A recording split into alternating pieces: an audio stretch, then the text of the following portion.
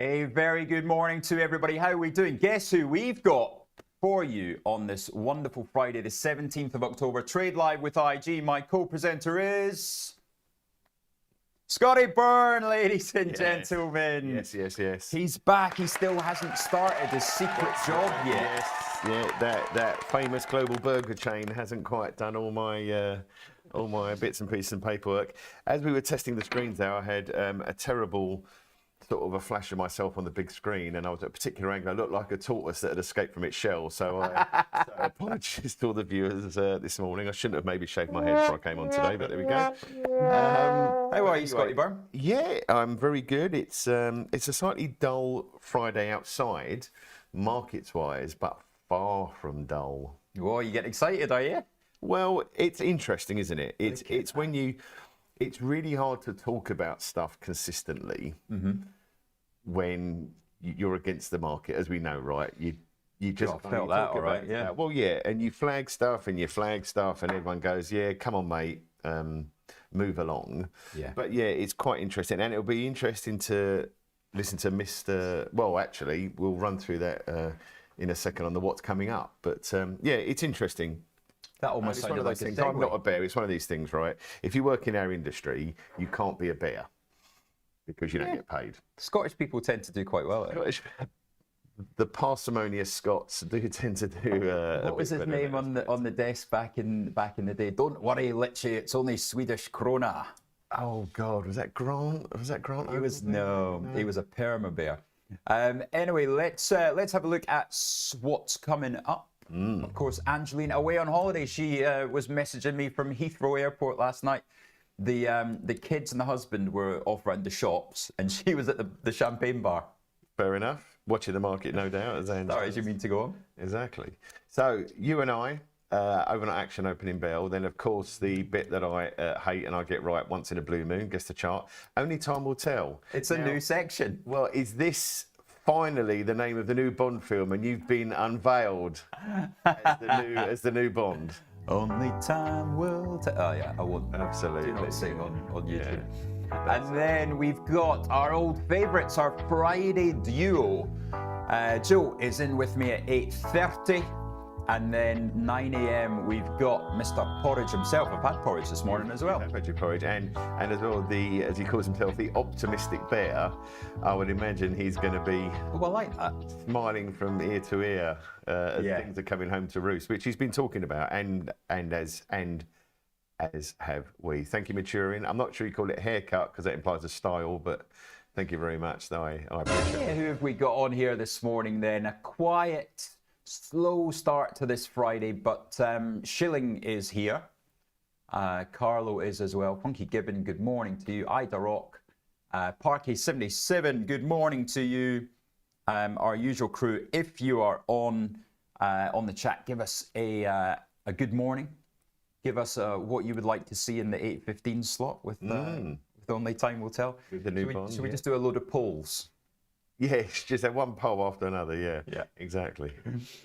Man Group, of course, they put together. What's the hedge fund that they ended up buying? GLG.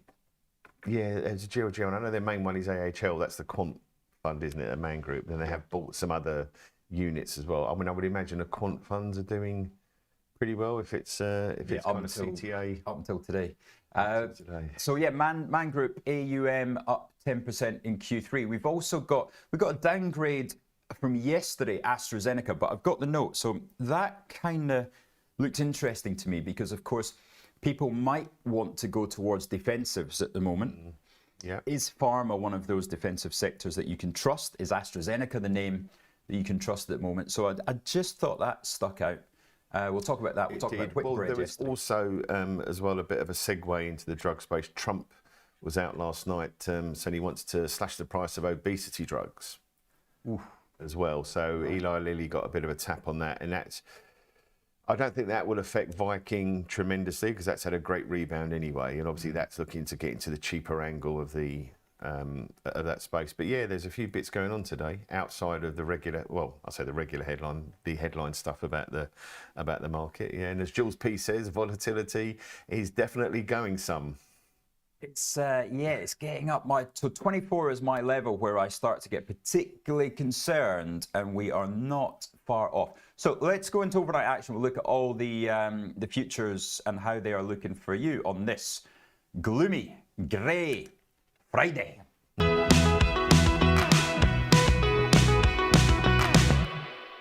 So yeah, let's get those futures up then. Why are Scotty and I particularly excited this morning about this mass sell-off that's about to take place? Why have I got my red shirt on all ready for it? Right. Bad omens everywhere. 70 basis points you're looking down in the S&P. You're looking down 75 basis points in the That's Nasdaq. actually picking up pace, isn't it? It's yeah, they're just starting to sell off as we came on air. FTSE down 1.1. Why did all the sell-off happen after 4:30 last night? No, it was intraday. So those DAX down 1.4. it was probably a bulk of it probably happened after the FTSE had closed. But as we know from how global funds work, a lot of the volume goes through market on close, right? So that was in the US. That's going to knock on today into Europe. Yeah, as the robots get going. And even Bitcoin's starting to come off as well. That was up 1% earlier this morning, but that also getting cuffed. Scotty, run us through what set us off yesterday, because I'm long, of all the things to be long, bloody regional banks. And that is the center of the universe. Something called lower than normal prime or suboptimal debt. Underneath good prime. Well, it's look, even on the JP Morgan numbers, it was acknowledged by Jamie Dimon that there are issues in the private credit space. Obviously, for someone after the first Brands issue, he used another well-used phrase of "there's never just one cockroach." So yesterday, if you're looking at the tickers, you had Zion Bank, which is Zion and let's pop up that FT article there. Yeah, absolutely. Yeah. So you've just had some of these regional banks just taking on some of the what's called shadow banking. This is the kind of lending and leverage lending that the big banks used to do, because of some of the risk metrics and the businesses they choose to get into. You've had Zion Bank, Western Alliance, but what is interesting is, well, you've got another 5 regional banks reporting today pre-market. Well, let's just go through that into more detail then. So Zion's Bank Corp disclosed in their regulatory filing that they recently became aware of apparent misrepresentations and contractual defaults by 2 corporate borrowers that did not respond to the bank's subsequent inquiries. Needed to take a 50 million write-down on those loans. And then Thursday, another mid-sized bank, Western Alliance, disclosed that back in August, it initiated a fraud lawsuit against one of its commercial real estate borrowers. They said that they believed the collateral covered the loan. We believe that it might cover the loan, but the market was not waiting around to see that realtors report. So that's where the selling came from yesterday. Of course, the wider market. This is in the as they like to say a lot in the industry, between Wall Street and Main Street. So a lot of people, a lot of commentators have been saying, if you took the hyperscale spend out, the US would be in a recession. It's hard out there on the streets, jobless numbers. I mean, I know that we've not had any updated data, but from your point a couple of weeks ago about how the ADP was negative, and Amazon just saying they're going to cut 15,000 jobs. Higher, exactly, yeah. Job cut, higher rates for longer are taking their toll. And again, is this another way to criticise the head of the Federal Reserve, who's obviously every month that goes by, he must be marking it off on his calendar. He probably rips off a page going, too late. Yippee, too late. Yeah, exactly, yeah. And this is another criticism, right? He left rates too low for too long. Have they been too high for long? But look, in America... So regional banks down 6%. Yeah. And as you say, there are a lot of them reporting today. There's another 5 reporting today who do very similar sorts of lending to very similar sorts of customers. I mean, a lot of these regional ones are the lifeblood of the Midwest and these kind of places outside of the coast. Yeah. So obviously the West Coast, it's AI. On the East Coast, it's finance. So this is real America. And the thing is, America is the country of speculation. right? Speculation An accumulation. orgy of speculation, as somebody once called it. Absolutely, yeah. And then, so if we have the regional banks index here, I mean, it has been coming off for some time. Yeah. You're getting back to that sort of level of May, June time, obviously after the Trump tantrum. But again, it will be an interesting relative play to look at. And again, you have got rate cuts coming. This is why things like the Russell, which if we have a quick look at, that took such a big hit yesterday. But if you look where the Russell 2000 Sorry, is, where's that big hit? I don't see any big hit. well, that was okay. I see something right at the top after a 50% rally. Yeah. So that was down 2% yesterday. And again, if you, as I say to Rich, if you don't listen to the art of investing, you should, because what the guys are arguing for is these rate cuts as they filter down is good for the Russell, for small caps, mid caps, and so on, the real economy. But you are going to get some bumps along the way, and obviously $50 million is a lot to lose. But in the context of, well, the worry is without the hyperscalers, without the capex bubble that's ongoing. These are the companies that are underneath the surface. So you're saying that they're in recession. They haven't really had many rate cuts yet. So what happens in the next 6 months while you're still in a tight monetary policy, restrictive, and you've had that huge rally? So it's this sort of price action which will test, is the market really 6 months forward looking in all aspects, as we say it is, or not? Yeah. So has it got this wrong? And again, perhaps a potential one, if they report, if you get these 5 companies report today and these sorts of losses are contained, then all of a sudden, along the regional banks relative to the Russell might be an interesting. Well, that's what I've got on. So I think I'm a bit early to the party, unfortunately, because I got cuffed yesterday on that. No one gets the timing right. Very few people get the timing right, unless you're a senator or the House Speaker. But failing that, us mere mortals do have to endure a bit of volatility. Or you've got 150 million to short Bitcoin with a couple of minutes before the tariff headlines. Well, someone I did see on, I can't remember what social channel it was yesterday, that the same person, non-named individuals, basically set up the same trade again on Wednesday, either Wednesday or yesterday. Oh dear. Same trade structure again. Right. So there you go. Well, talking about smart people in the room, Maturin taking us through what the latest chat on the Discord is. A reminder, this is not an IG Discord. This is viewers of Trade Live with IG, friends of the show Discords, which Maturin and the guys have been wonderful to set up. Thank you very much for doing that. Yep. It's just got its 100th member, I believe. Maturin will confirm that. But yesterday, a lot of discussion on there about rare earths. Of course, that is one area I've seen a lot of interest there with our own Pinsana. We'll go through the news in a minute there. Yeah. And then precious metals. So I, as of yesterday, I'm now short gold and short silver. So I need to put my hard hat on there. I'm also short Rigetti, which luckily saved me yesterday because that was down 15%. And then also some newbies. If you're a newbie, if you're a beginner and you're looking for discussion on how to trade, I know Scotty has been fantastic on the Discord. So newbies asking for direction on trading, discussion, of course, around Piers' ideas on there. And then Paul Williamson introducing you to the new correlation matrix. So if you want to get involved in the Discord, I know we have people phoning up the desk here to ask about Discord. Maturin's going to put the details there, how you get on. Producer Phil will pop them up there.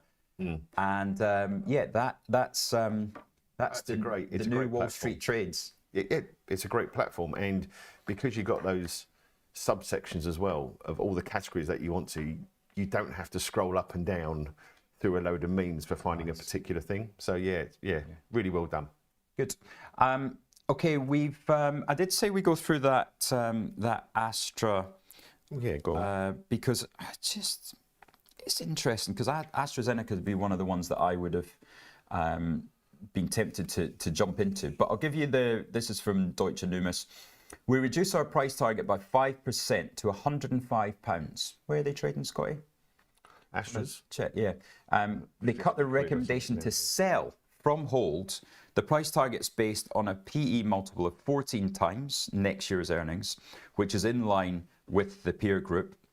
And they believe that that's justified given the risks associated with upcoming research and development readouts. They're cautious over the outlook of two flagship pipeline opportunities, and that is Datroway and Camizestrant. Easy for you to say. Yeah, I've heard of them. Continue to question whether midterm consensus expectations and company guidance can be achieved. So, yeah, I just think... I mean, it's a £125 stock. I mean, it's gone vertical in October. There's a chart there up on the... Okay, so that's why they're not necessarily more bearish on the price. They're saying we cut it to sell now because it's so far ahead. It sounds like a bit of targeted housekeeping. Yeah. As much as anything. And a lot of these drugs as well. I don't know why they have to have such unpronounceable names, because they normally come to market as something completely different. So why not to just make it simple for us to... I suppose if you're a scientist who spent 15 years, studying at medical school and in a lab, you want to get your name on it. Fancy naming conventions, yeah.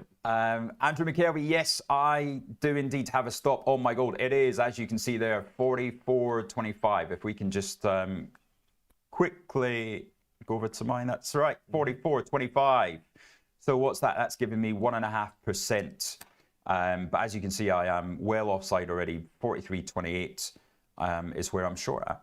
So that was probably about 10 minutes ago on the way that gold's moving. No, that was last night. So yeah, taking a bit of a hit on that already. But I think we're going to get an 8% move down in gold in fairly short order at some point very soon. And thank you, Maturin, for recognising my likeness to a Hollywood film star, as in Groove from Despicable Me. That's what my kids used to.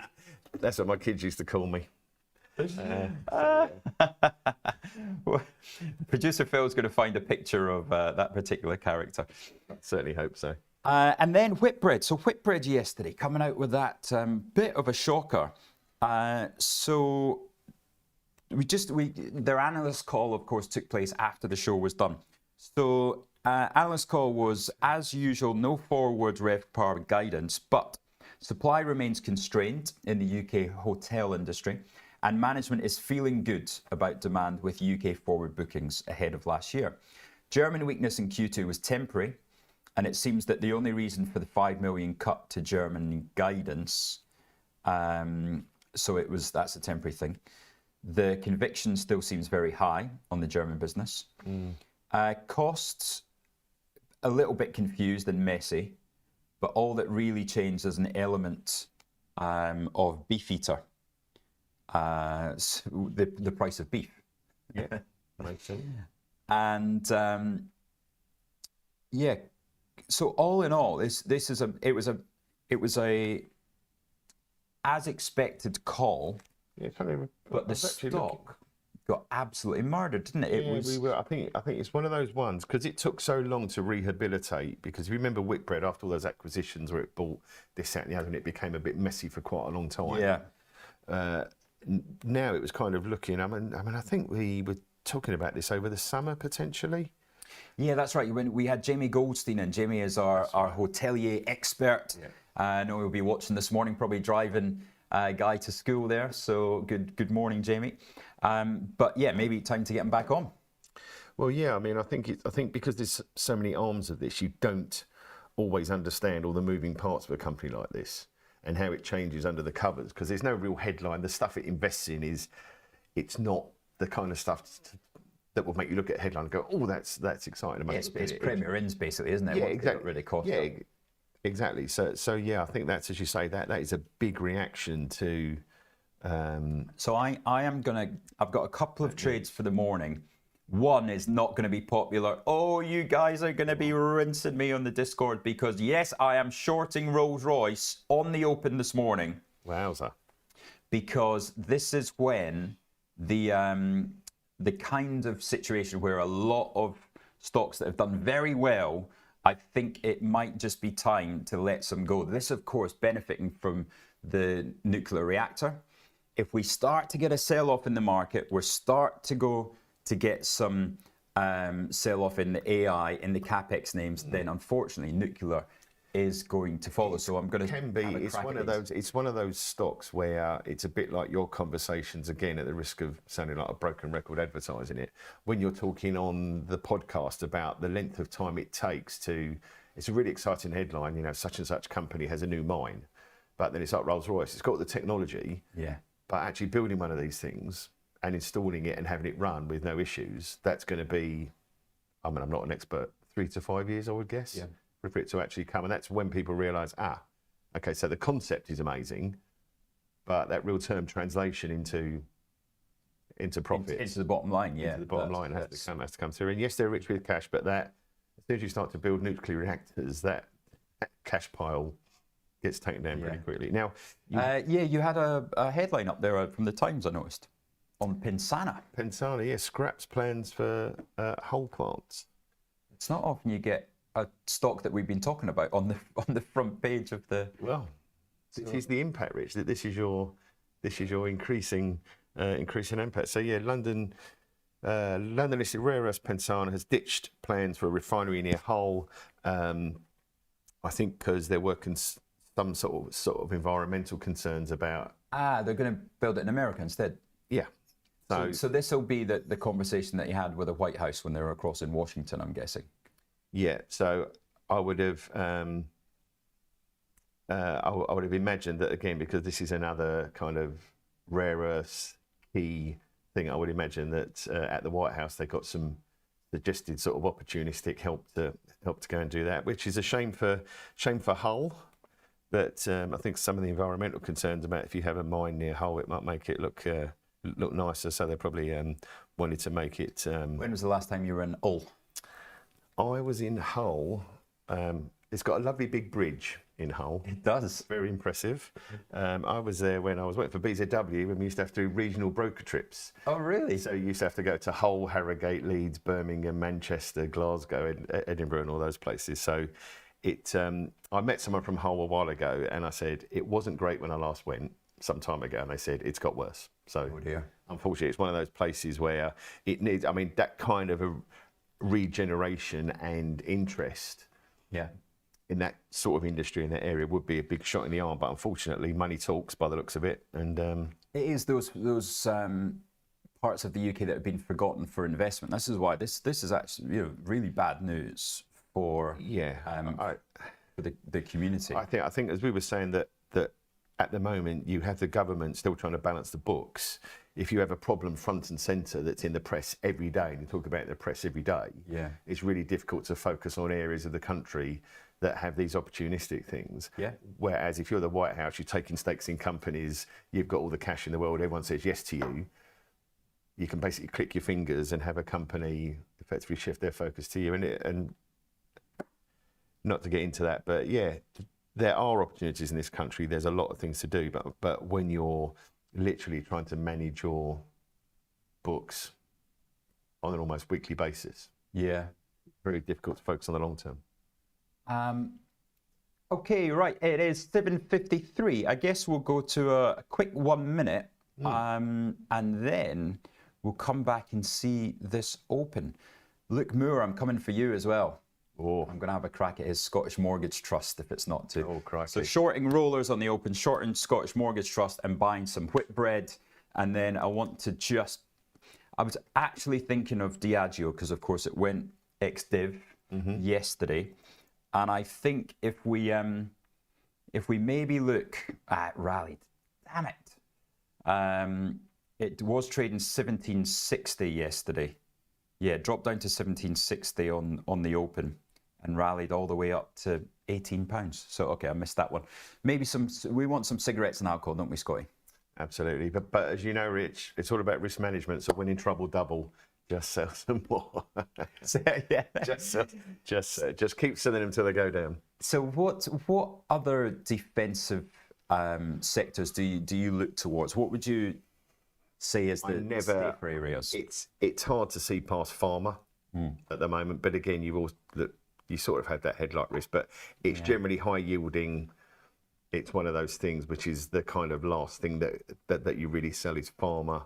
and then just some of the consumer staples. But again, depending what country you're looking at. I mean, the consumer staples in the US have had a bit of a rally. The supermarkets, after Walmart the other day, selling the produce on AI. So apparently now, if you're on ChatGPT, you can shop at Walmart at the same time. Which again is there's the staples. Yeah. So that's a very different graph to any of our AI friends, isn't it? yes, very different. Yeah. Wow. Very different, and you can see in April that was one of the first things that sort of led almost vertical when the selling was happening. Yeah. And then it's kind of swum. So it's one of those ones. It's not going to make you a fortune, but it can save you quite a few quid. Yeah, I'd certainly feel safer in that than I would in Nvidia, Palantir, AMD, Alphabet. Yeah, I mean, especially as we were discussing on the way in about the Barclays note earlier on this week as well, about how hyperscale has arguably peaked.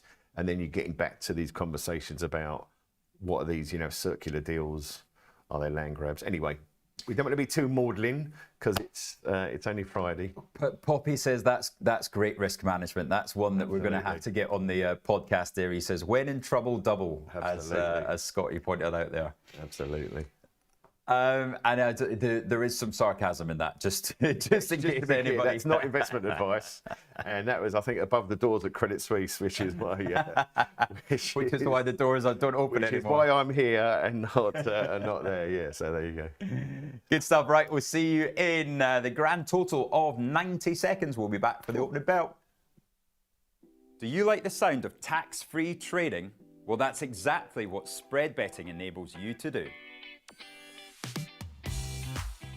This tax-free way of trading lets you speculate on the price of over 17,000 financial instruments, like shares, indices, forex, and commodities, without actually owning them. With spread betting, you can benefit from both rising and falling prices, letting you find the perfect opportunity. So if you think the market's going up, you buy. If you think it's going down, then you can sell short. Not only is spread betting exempt from capital gains tax, but it's also commission-free. All you pay is the spread. With us, you're not alone. You're part of a wide community of traders that you can learn from. We've got the experts, the tools, and extensive educational resources to help you on your journey. If you're not quite ready to trade with real money, you can always give it a go on a demo account. Open an account today, join the conversation, and be inspired to make moves.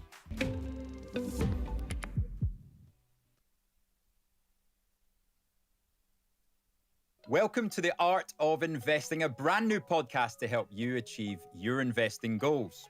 Join me, Rich McDonald, and my co-hosts, Mark Spice Holden and Chris CJ Fellingham, every Friday when we bring you updates from the markets and insights from our combined 100 years of investing experience.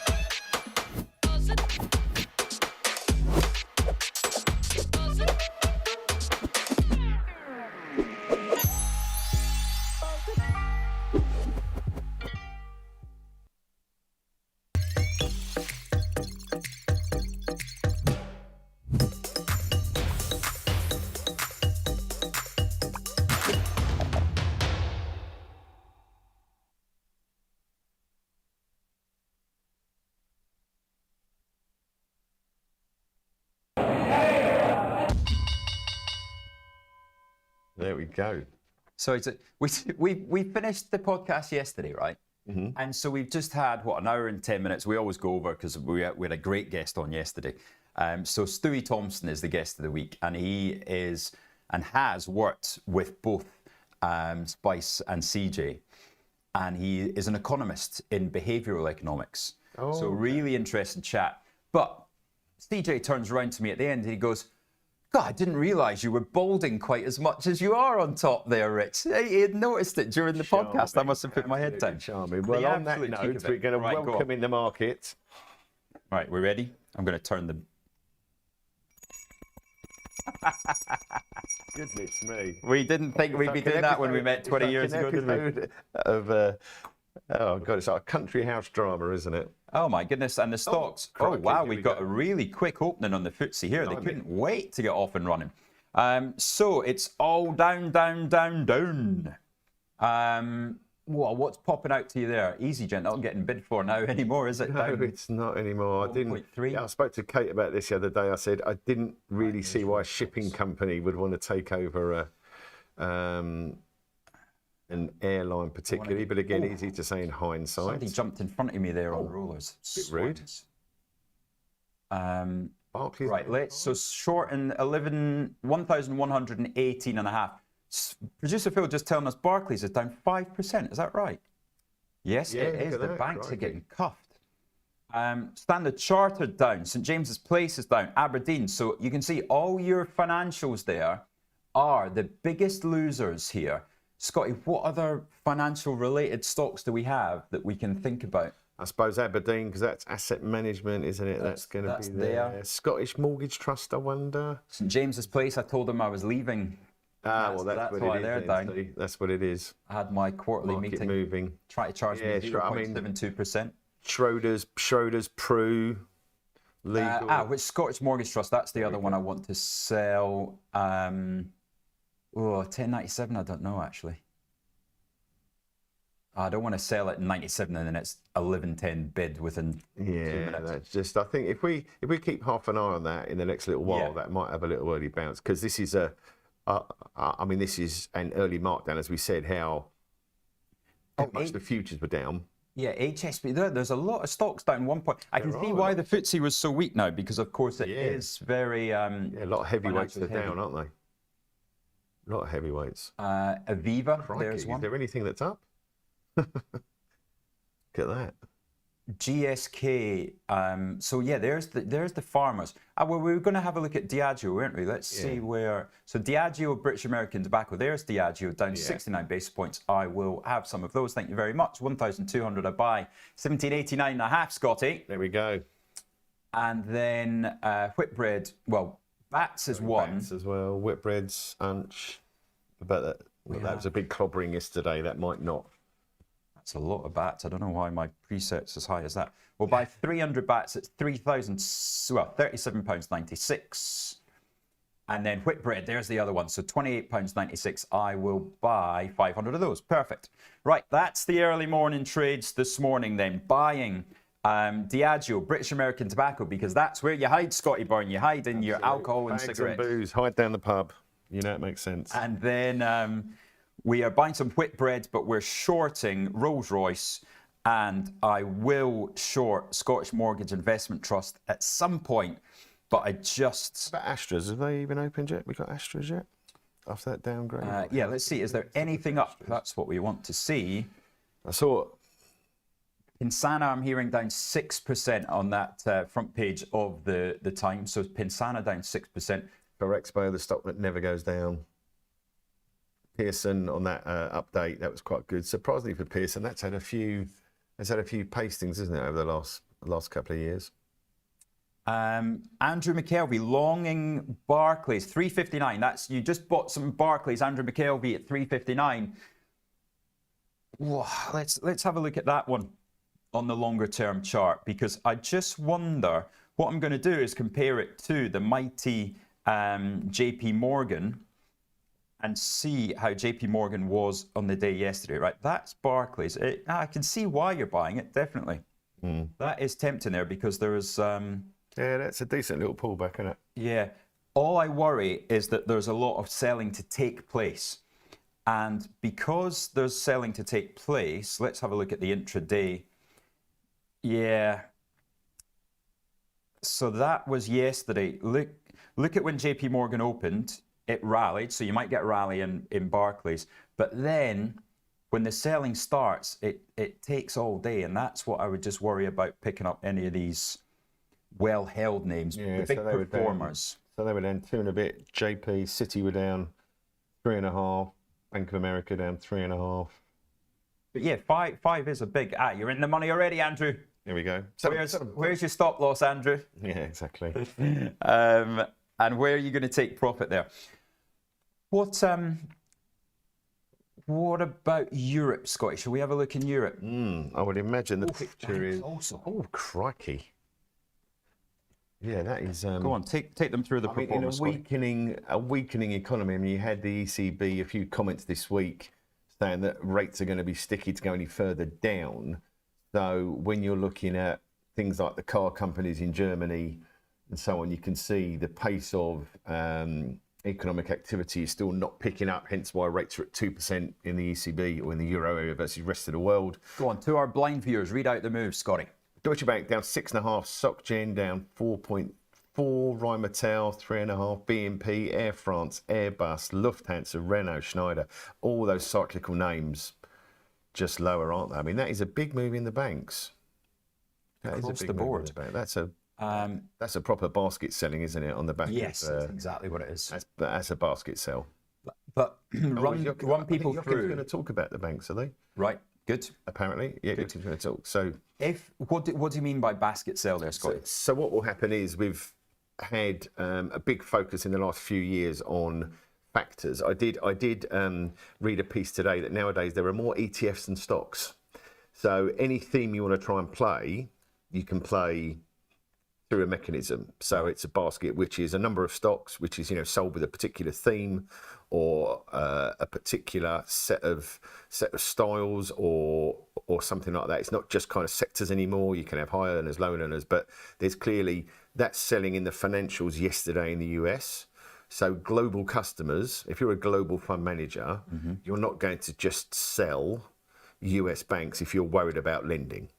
Because if US banks are worried about lending, there's no clear option in, say, Europe or the UK, which is roaring, which is a safe place for banks. So when banks which are cyclical, when they go down, they all go down. Yes, there might be separation. So if you're a global fund manager, you're sitting there yesterday, you've seen that news from the regional banks and you're going, okay, right, I need to reduce my exposure in banks globally. That's it. So you send those orders around, and now that's what you used to pick up, right? That's what I used to manage with people, exactly. And instead of now sending lists of stocks to people, you just say to a desk in New York, right, sell $100 of this ETF, say it's a global banks ETF, and then each region, as it opens, will get those single stock proxy orders hedging that single. Why would you mark them down this early? So that obviously means you've got quite a lot to do, right? It could mean you've got a lot to do, but don't forget in liquidity providers nowadays, I mean, in the first hour anyway, in Europe in particular, so you've had a sell-off in the US. If we're sitting here now with 5 regional banks reporting this afternoon and banks are down 2%, would you want to buy banks which are down 2%? Probably not. You'd rather see the price action, so early price action. So opportunistically, you would sell the big heavyweight banks. Anyway, as a trader, if we were sitting there at CS this morning and we were sitting looking after Europe and the UK, you'd go, cool, I don't like that sort of price action in the US. You've got more reporting this afternoon. Let's just kind of sell some now. Okay. It's price discovery, right? Yeah. The market is price discovery. So you've most probably got a few desks who are selling anyway as a proxy for what might happen. Okay. And then a bit of order flow. So if you're a liquidity provider, you're not going to sit best bid. You're going to sit and lower your bids and so on and so forth. So you get a bit of a cascade effect in the first hour or so, where there's very clear directional moves in particular. And no buyer. And exactly, and no buyer. And this is, of course, what happens when things start to sell. When what we haven't seen for a long time, not since April, is when people are actually selling and the buyers disappear.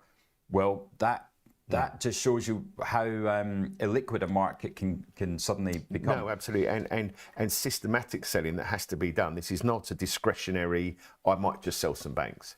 This is a decision you're taking where, same as in the portfolio, we want to reduce our holding in banks, and it might only be by 0.5% or 1%. Yeah. But if you're a big global fund manager, that could mean selling of a certain hundreds of millions of dollars worth of exposure. So that's that systematic selling. And once you send that order in, that's got to get done. Also, R6N pointing out that the bid for Sabadell has fallen through. That won't be causing it, R6N, but that will be obviously a blow for Sabadell. But certainly in Spain, they want to consolidate these smaller regional banks, don't they, and strengthen that whole. It's a similar thing that happened in Italy, right? If you remember, with all the Monte Paschi and Intesa and all those sorts of ones. They want banking consolidation in Europe, right? They want less banks, but stronger banks. Commodities, let's have a quick check there. Oil has been particularly weak there, but no rest like today. That is Brent, so you're only seeing Brent there. It's still just above $60. Silver down 0.5% there at $54. Wow. Yeah. Copper coming off. I am long copper against my short silver, short gold. I'm long copper. That's not paying off today. Down 1.2% at $4.97 a pound. Currencies, Scotty, do you want to go through them? So a little look, yeah. Sterling, not surprisingly, a little bit of a tick up. We did see, having had the bounce in the dollar, because that's what we've been speaking about, isn't it? About some strength, sustained strength in the dollar could be another reason to sell the market a bit. Financial conditions getting tighter, but this has been driven by the weaker yen and the weaker euro. Yeah. So this is just a bit of a rebalance of the scales for the last few days. So you've seen the dollar sell off, as I think it was Bill said on one of his notes, that if the US is seen as the culprit of something, you sell the dollar anyway, because that's the whole kind of thing about how Trump would like to get the dollar weaker. But if the US in this case is the culprit, so yeah, you're seeing a little rally in the yen, a little rallying in sterling. That's back to where we were before the Prime Minister result of Maggie Thatcher becoming the new Japanese Prime Minister. Absolutely, yeah. I mean, we've sort of had a look at this chart, I think, a couple of weeks ago, didn't we? And we said 160 looks like to be the line in the sand for the Ministry of Finance, but that's quite a long distance from here. Yeah. And at the moment, yeah, it's a relative play. That's the thing with FX. There's always two sides to it, as it were. I think it was interesting as well where we were saying about looking at the Hong Kong 50 there. That's obviously a good proxy for the broader Hong Kong market. But Rich and I, again, we were talking this morning. Let me just bring it up. That is vol at 24. Vol just hit 24, people. So that is particularly worrying. That is my threshold when I start to get a little bit nervous. We'll go through it at 8:15. We'll go through what happens. Yeah. What are the next stages that you get when you get this move here of a ratchet up? And that ratchet up around the 24-25 level is particularly important in risk off. No, not at all. And the tech name, something that we were talking about as well, is the relative calm you've had in the US about the hike in the trade tensions. But then if we can go to my chart, please. This is the Hang Seng Tech Index. This is an hourly chart, so you got about a month's worth of data here, but you see that really sharp sell-off, and that comes from mainland Chinese accounts. So this is what's called northbound, southbound selling. So if it's sounds like the M6. Yeah, exactly. If it's southbound selling, it means that mainland China are selling Hong Kong names.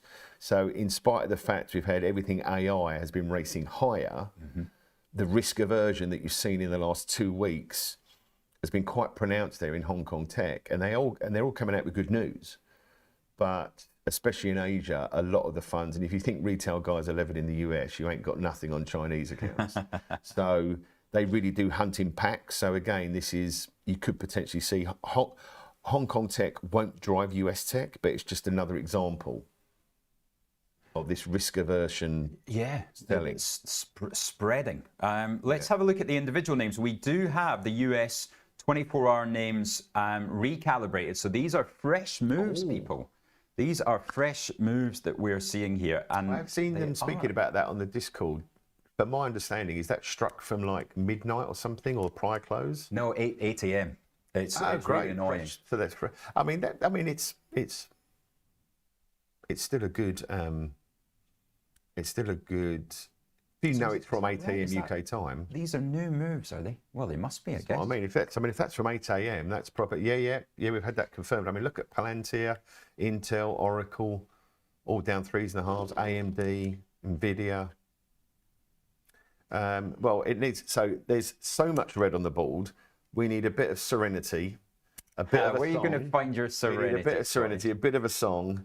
Let's get a nice soothing chart up with a wonderful uplifting song. I've seen this question from William Thomas first. How do you short the dollar? Can I do that in trading 212? What the? Get out of here! Exactly. Get off the program. You can do it on the IG platform. Exactly. I don't know if you can do it in that. Exactly. You expect to tune in and watch Gru live commenting on the markets and throwing in things like trading 212. Scandal. That's tickled me. Absolute scandal. Yeah, you can certainly short the dollar on Yes. on IG. The way you do that is searching for the DXY. So the DXY, if we can get that, please, guys. DXY, US dollar Absolutely. basket. There it is, DXY. And if that piece of advice is not worth a like and subscribe on a day of potential mayhem, There you go. nothing is. Yeah, good, William Thomas. You're my description favorite of as the well. morning. Absolutely. Okay, well, yeah. Vanek down 10%, Poppy. This is the thing that we're gonna. The first thing I thought about shorting this morning when I woke up was this Vanek crypto and blockchain innovators ETF. So That's not the one you talked about reducing last week on the podcast, The Art of Investing, was it, Richard? thankfully we cut it in half, Scotty. So we did reduce some of it, but some people on the panel decided to keep 2.5%. But 2.5%, 2.5% of a portfolio is fine. Yeah. This is actually, well, this is one of the things that we were talking about advice and managing risk and so on. It's very, very difficult, as you even said on the podcast, and there's a great book that's also mentioned, The Art of Investing as well, where it's really difficult to exit a position in entirety yeah.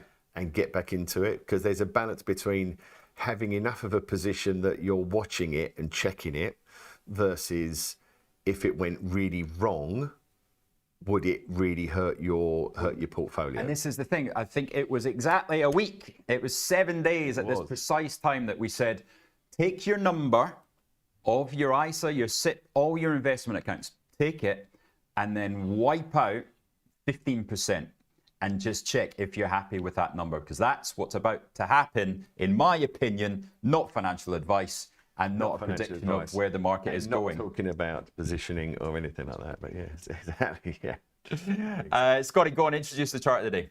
Right, come on then. This is the bit that I find uncomfortable. Although I did get the last one, so maybe I've turned a corner in how rubbish I am. It's an EU stock. I think the levels of excitement about the song will match that about the chart. So let's get it rolling.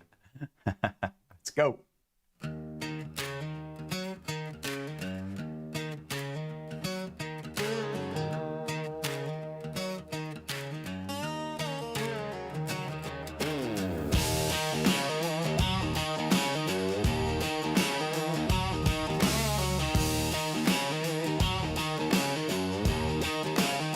Raise the morning with a breaking light. The bell is ringing, the screen is bright. Rich and angel calling the names, and we're bound together in this trading game. Peers with his visions of silicone dreams. Axel with trades that cut like streams. Chris in the numbers, John in the ground, and Simon's gold keeps spinning around. But there's a hush when the riddle starts. The hidden lines, the secret marks. Phil leans forward with a knowing grin. Let's see if they can guess it this time again.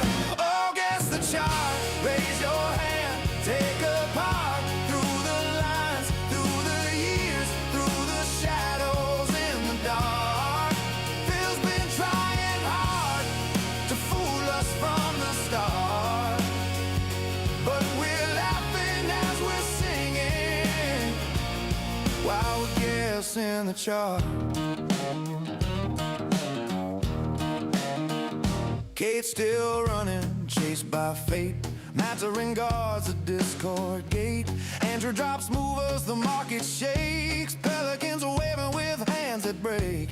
Borsi's laughter, Jugger's song, away from the numbers, keeping us strong. Together we trade, together we jest, together we rise to Phil's latest test. The candles flicker, the chart unwinds, a mystery hidden in crooked lines. We're leaning closer, the guessing game, and smiling. We know it will never be tamed.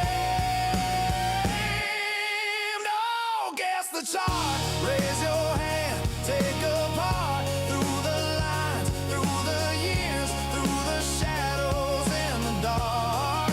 Phil's been trying hard to fool us from the start, but we're laughing as we're singing while we're guessing the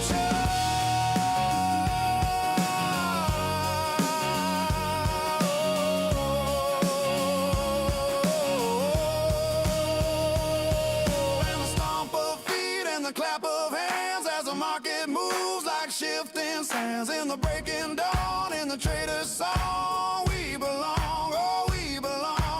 Oh, guess the chart. Raise your hand, take a part through the lines, through the years, through the shadows in the dark. Phil's still trying hard, we knew it from the start, but the joy is in the playing while we're guessing the chart. So sing it softly as the candles start. We're still guessing the chart.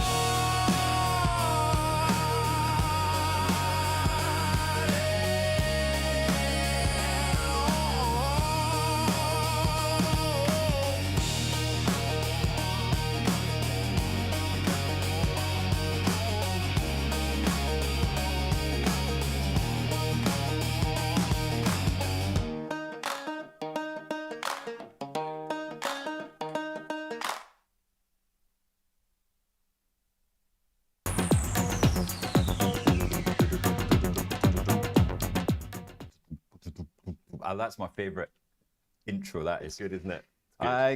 welcome back, everybody, to Fast Markets. Then we're gonna do a real nice, quick Fast Markets because Joe is outside waiting already. Lee James Schuredson saying these Guess the Chart songs are incredible. They're very funny, aren't they? They're great lyrics. They are very good, but as we've said, actually, from the producers gallery, we're too busy looking at price alerts of the markets. Guess the chart. So Rich and I were trying to figure out. It's done nothing since the summer. It must be some sort of a defensive staple. Just a.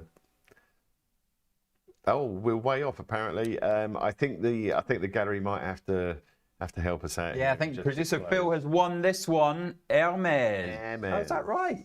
Wow, I would not have thought that. Would not have thought that. In these tough times, who doesn't need a multicoloured pattern scarf for £2 grand? Interesting, right? How have the luxury stocks? So Louis Vuitton obviously was trading at 600 when it first opened, and it's staying there. So that's what happens when you've got those under-owned and under-loved stocks that haven't performed. They do all right. This is also an interesting thing about. So we were talking about Only Time Will Tell. Is that the segment name? Only Time Will Tell. Yeah. So again, if there's anything that you want to talk about, and these are these themes where knowing what you're trading, where it might be narrative, it might be accepted stories, which is fine. But then when the story changes, you have to change your opinion. Exactly. So when the facts change, you change your mind. Yeah. Like things like Nike, as we were talking about. Being nimble.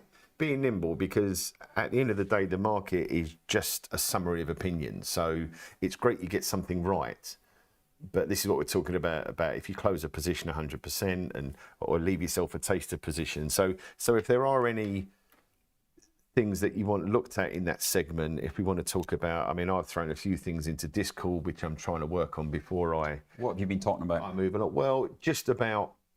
It's quite interesting where you see the same themes. I've been actually re-going through some old kind of I guess, trading books, if you like, and some new ones. I read The Art of Investing as well, whereby it's all about managing your risk and your positions. And those same themes keep coming through. But like we're saying, when you're just banging on about it all the time, it fades for people because people want excitement. What do you think the airlines here, Scotty? Because I'm just looking at that thinking... So it depends. I was literally speaking to Kate about this the other day, where she noticed the EasyJet. She's not on this morning, I've noticed. No, they had. I've been party to a couple of bits of information. They crossed the equator last night, heading northwards. So apparently, when you're nautical, you mark the crossing of the equator with a big sort of ingestion of alcohol, and making some of the I guess newbies first time crossing the equator have to do horrendous forfeits. This is of course in her yacht, right? In her yacht, yes, exactly. I think it's exactly. I think it's called Rolls Royce or something, the yacht. But yeah, no. So she and I were talking about the relative performance of, say, EasyJet versus IAG. And they are a very stark. I don't know if you can overlay. I can try to overlay it on one of mine. Are they a short here? I'm thinking economy slipping in growth, less business bookings. We've all got Zoom nowadays. Get this. You know, why would you fly to America for a business meeting? Well, that in theory at the moment with markets where they are, as you know, our industry. Just one sec, guys. I'm just overlaying. Yeah, he was quick on you there, Scott. He was straight to your screen to test you. Absolutely, absolutely, yeah. So look, this is the differential. Here you've got EasyJet at the bottom. So you've got a very stark performance contrast between these two stocks. And again, the higher end business spending, when we're having a bit of trouble on Main Street, the rich and business don't care. Yeah. And I've said to Kate, where things like airlines, you can get right into the weeds of these things about knowing their hedging strategies against oil. Maybe IAG and EasyJet have a different hedging strategy for the fuel price, and all. You know, you can. It's not just a case of who uses the airline, are they going to go away? Yeah. And it's interesting when you get times of stress, premium can often hold up better. It does, unless you're slipping into a place where companies are looking to cut costs, right? Which we're not in, and we've not been in. No. And you see the and the wealth effect is so huge at the moment. Delta even said it. Delta Airlines saying that the business bookings were up 9%, the economy was down 4%. Everybody is as rich as they've ever been because of what markets have been doing. Your house prices, the market, everything at all-time highs. Is there just a little turn of the notch down here? Yeah, I think a naked short in IAG for me would be one that doesn't look like it's about to collapse quickly, but I think a relative play. And again, this is what we always used to say at work, right? How many salespeople did you ever work with or next to who would throw a fit if they weren't flying sort of upper or business? And yet if it's a family holiday, everyone all piles onto Ryanair or EasyJet, you know. So it's what you spend your real money with versus the company money. And as you say, that's coming through. But as you say, these big multi-thousand layoffs. What else is really overowned here, Scotty? If we're saying the bubble has been robotics, CapEx for AI, data centers, it is data centers, anything data center related. So what else is data center related that we can get? So I've got, now I did read there are two data centers. By all means, join in the chat. Yeah, absolutely. Well. Yeah. Feel free. So, oops. Now, why is that not getting? Let's have a look at Man Group this morning while Scott is finding us a data center group. Man Group up 1.8. They are bucking the trend there with their performance, of course. AHL and GLG doing well. Crikey, I might have to do a bit of system jiggery pokery here. But they've had a tricky time of it, haven't they, Man Group? The performance, as you see, we came off in April, but they never regained to where they were before that. This everyone, if you start to talk among yourselves, you crack on, Scotty. But this wasn't actually tariffs. This was part of their own problem. That should be all right. at 207. Are you just chatting away to yourself? Yeah, basically. Telling, it's okay, Scott, it's all right. Yeah, it's all right, Scott. Calm down, Scott. Don't get upset. Right, Marvell getting cuffed this morning. So that is, of course, one of Piers' top picks. It has been a winner of late since the last set of results. It got knocked heavily. But this is the kind of stock this morning that is going to get hit. Right? These are the stocks that no matter how good the company is and no matter how good their longer term prospects are, today is a wiping of the board of all these AI names, of all these. You're right there. Well, if you're going to stand in front of my camera, then. But you can't get a producer anywhere nowadays. If you're in stocks that have been spoken about in any terms to do with AI, data centers, this today is a sell-off for everything that people have been talking about. This bubble, this orgy of speculation that has been taking place. That's not my term, that is the Chancellor of the UK, the way that he described the 1929 Wall Street price action. An orgy of speculation. That's what we've been in the moment, and that is what you're going to see all your stocks that you've made a lot of money on in the past. Which is Equinix, which is one of the largest REITs for data centers. So the REITs for data centers as well. Yeah. There we go.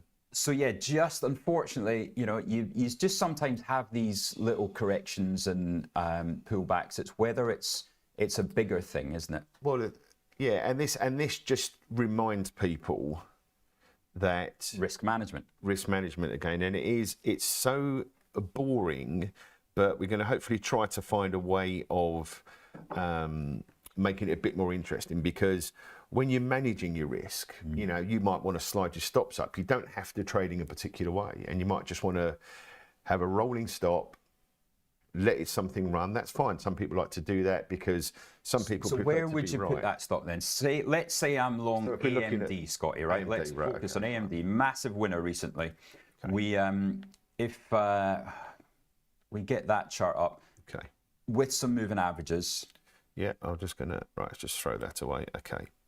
So let's just make this nice and simple. So again, let's just say for argument's sake, you bought them on that news. On that, right, okay. So you're long at what? Let's say for argument's sake, and funny enough, I was looking at this with someone the other day. Right. So let's just say for argument's sake, on that first candle higher. So shall we zoom in on that kind of period? Yeah, let's look to do that a little bit. Let's actually shorten the time span. Because this can be Oracle, this can be AMD, it can be Broadcom.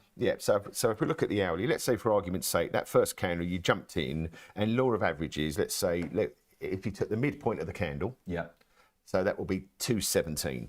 Okay. So again, you don't want it jumping out of this zone of entry into free fall, because potentially you've got this thing to close out. So again, that gap. So that big gap up. You don't want to get exposed in the gap. So there are one of two ways of doing this. You can either do it visually or mathematically. So what we're going to do is, just while you're sitting talking among yourselves, and I get to the right bit. So this is some of the things. At about 215, 216 there. Yeah, for argument's sake. Yeah, and they're currently trading 224. Yeah. So you're on side. You're making a nice move, and we'll make this the last one. So just if you were to take that midpoint, the ATR, which is the average true range, is $11 a day. So that's the daily volatility, a one-day move. Okay. So if you're long at 217, you want to give yourself 1 to 1.5 ATRs as a stop mathematically.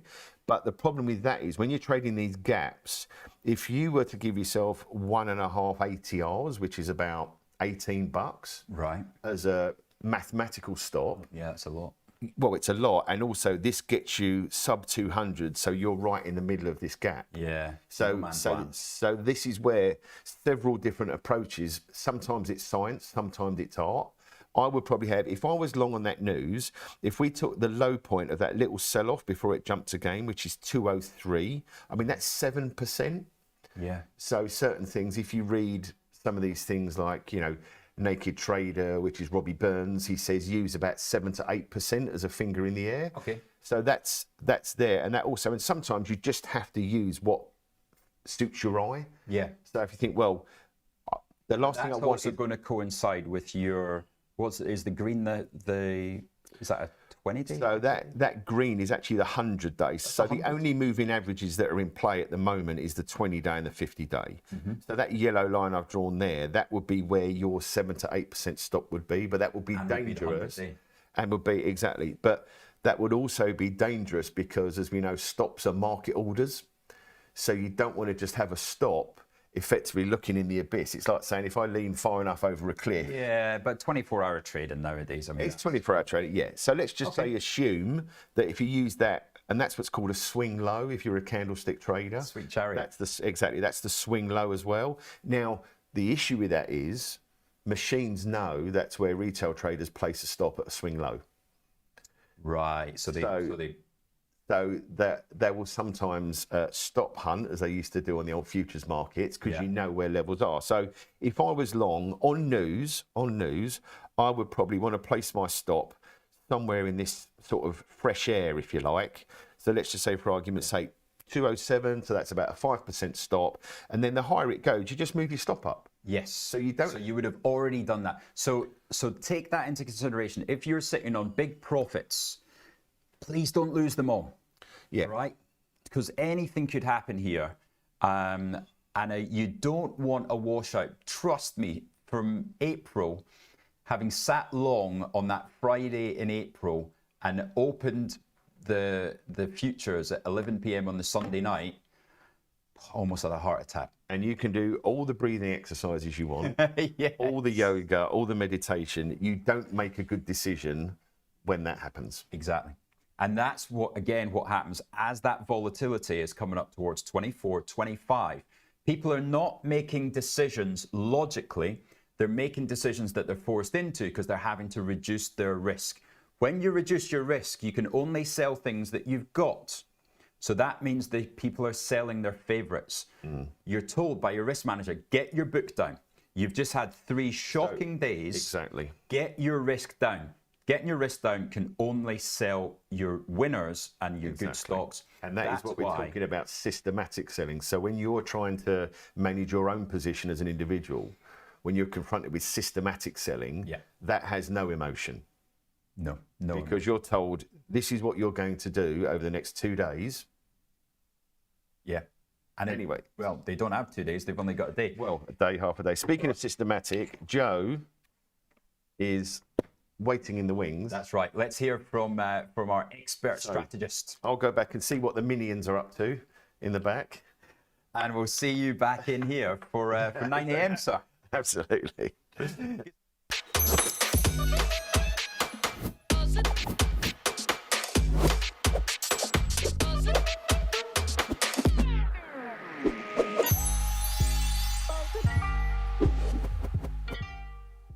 Welcome to The Art of Investing, a brand new podcast to help you achieve your investing goals. And I've seen at first hand the power of the wealth creation that one has been able to obtain from this industry. What we're going to do is we're going to put it into action by creating our own model portfolio. We're going to be talking about the big indices that are around the world, because that is probably some of the safest ways for you to invest your money. We need to bring this to everybody and help them then take control of their own investment story. Join me, Rich McDonald, and my co-hosts, Mark Spice Holden and Chris C.J. Fellingham, every Friday when we bring you updates from the markets and insights from our combined 100 years of investing experience.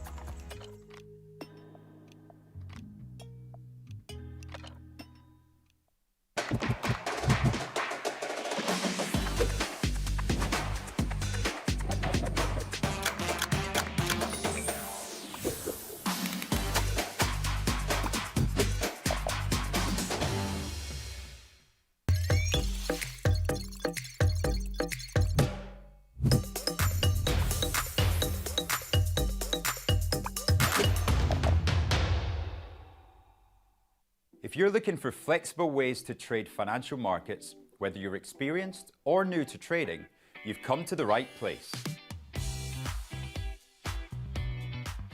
CFDs let you speculate on the price of financial instruments like shares, indices, forex, and commodities without actually owning them. You can benefit from both rising and falling prices across 17,000 markets, letting you find the perfect opportunity. So if you think the market's going up, you buy. If you think it's going to go down, you sell. When trading CFDs, you're trading on leverage. Now, leverage lets you trade bigger positions with less money up front. So this increases your profits on your trades, but also remember your losses are also amplified. So be sure to manage your risk. With us, you're not alone. You're part of a wide community of traders that you can learn from. We've got the experts, the tools, and extensive educational resources to help you on your journey. If you're not quite ready to trade CFDs with real money, you can always give it a go on a demo account. Open an account today, join the conversation, and be inspired to make moves.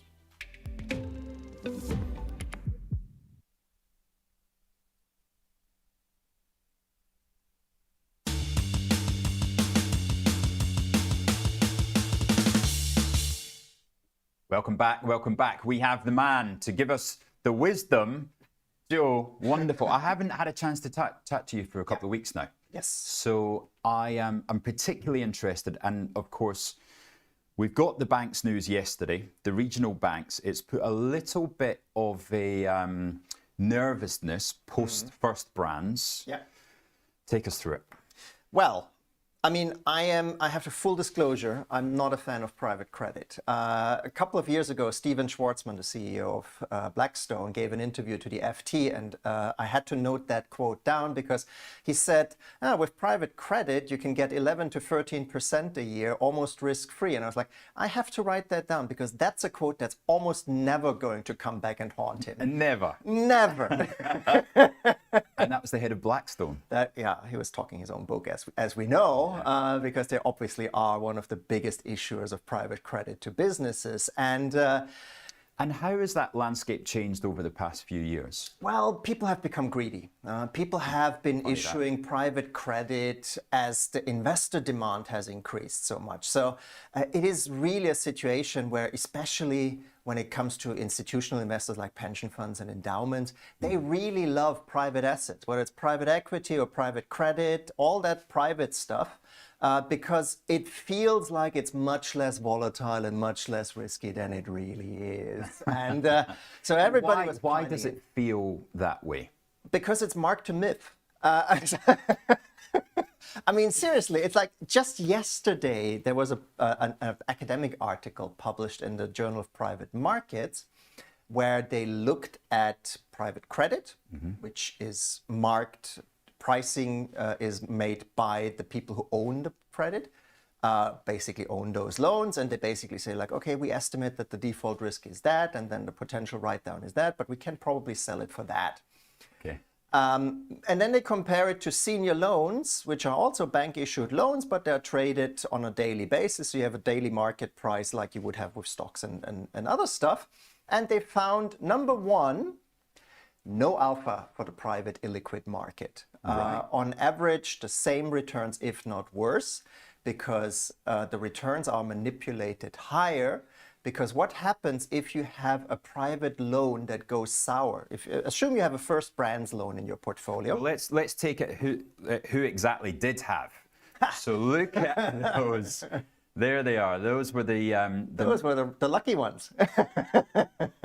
Dear me. So what? Yeah. How do we read this then? What's on the? So Blackstone had about 160 mil, which was about 0.5% of their portfolio.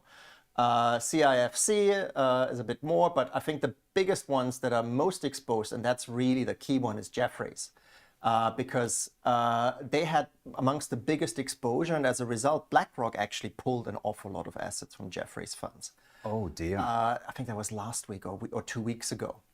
And the end result is that some of those funds at Jefferies are now facing a liquidity crunch. And that's exactly the reverberations that we're seeing through everything now at the moment, isn't it? And including crypto. And exactly, because people have to liquidate positions. And then you have on top of that, Zion's Bancorp last night and another one that I can't remember Western right now. Alliance. There you go. Saying that they've been victims of fraud, which is just another way of saying that somebody was marking their private loan prices to a myth that didn't even exist. Wow. Chart off, thanks guys. And the end result is that they are now having to do major write-offs, and everybody gets scared because obviously Jamie Dimon was correct when he said the other day that if you see one cockroach, there usually is another one somewhere. So it's really I had that something... in a holiday in Tenerife once. Oh, really? I had we got back night before, and you know I had those crunchy nut cornflakes, little variety packs. Yeah, and they were Had a snack. moving. Not until the morning. Woke up in the morning, turned round, and Yeah. ghastly. So that is what we are waking up to this morning. We're seeing markets getting a good spanking. Yeah. And the US hasn't even opened yet. It started yesterday. It was the regional banks yesterday. Yes. But now it's starting to come into the European banks. Yes, because nobody, as usual with these private assets, nobody really knows who's got what exposure.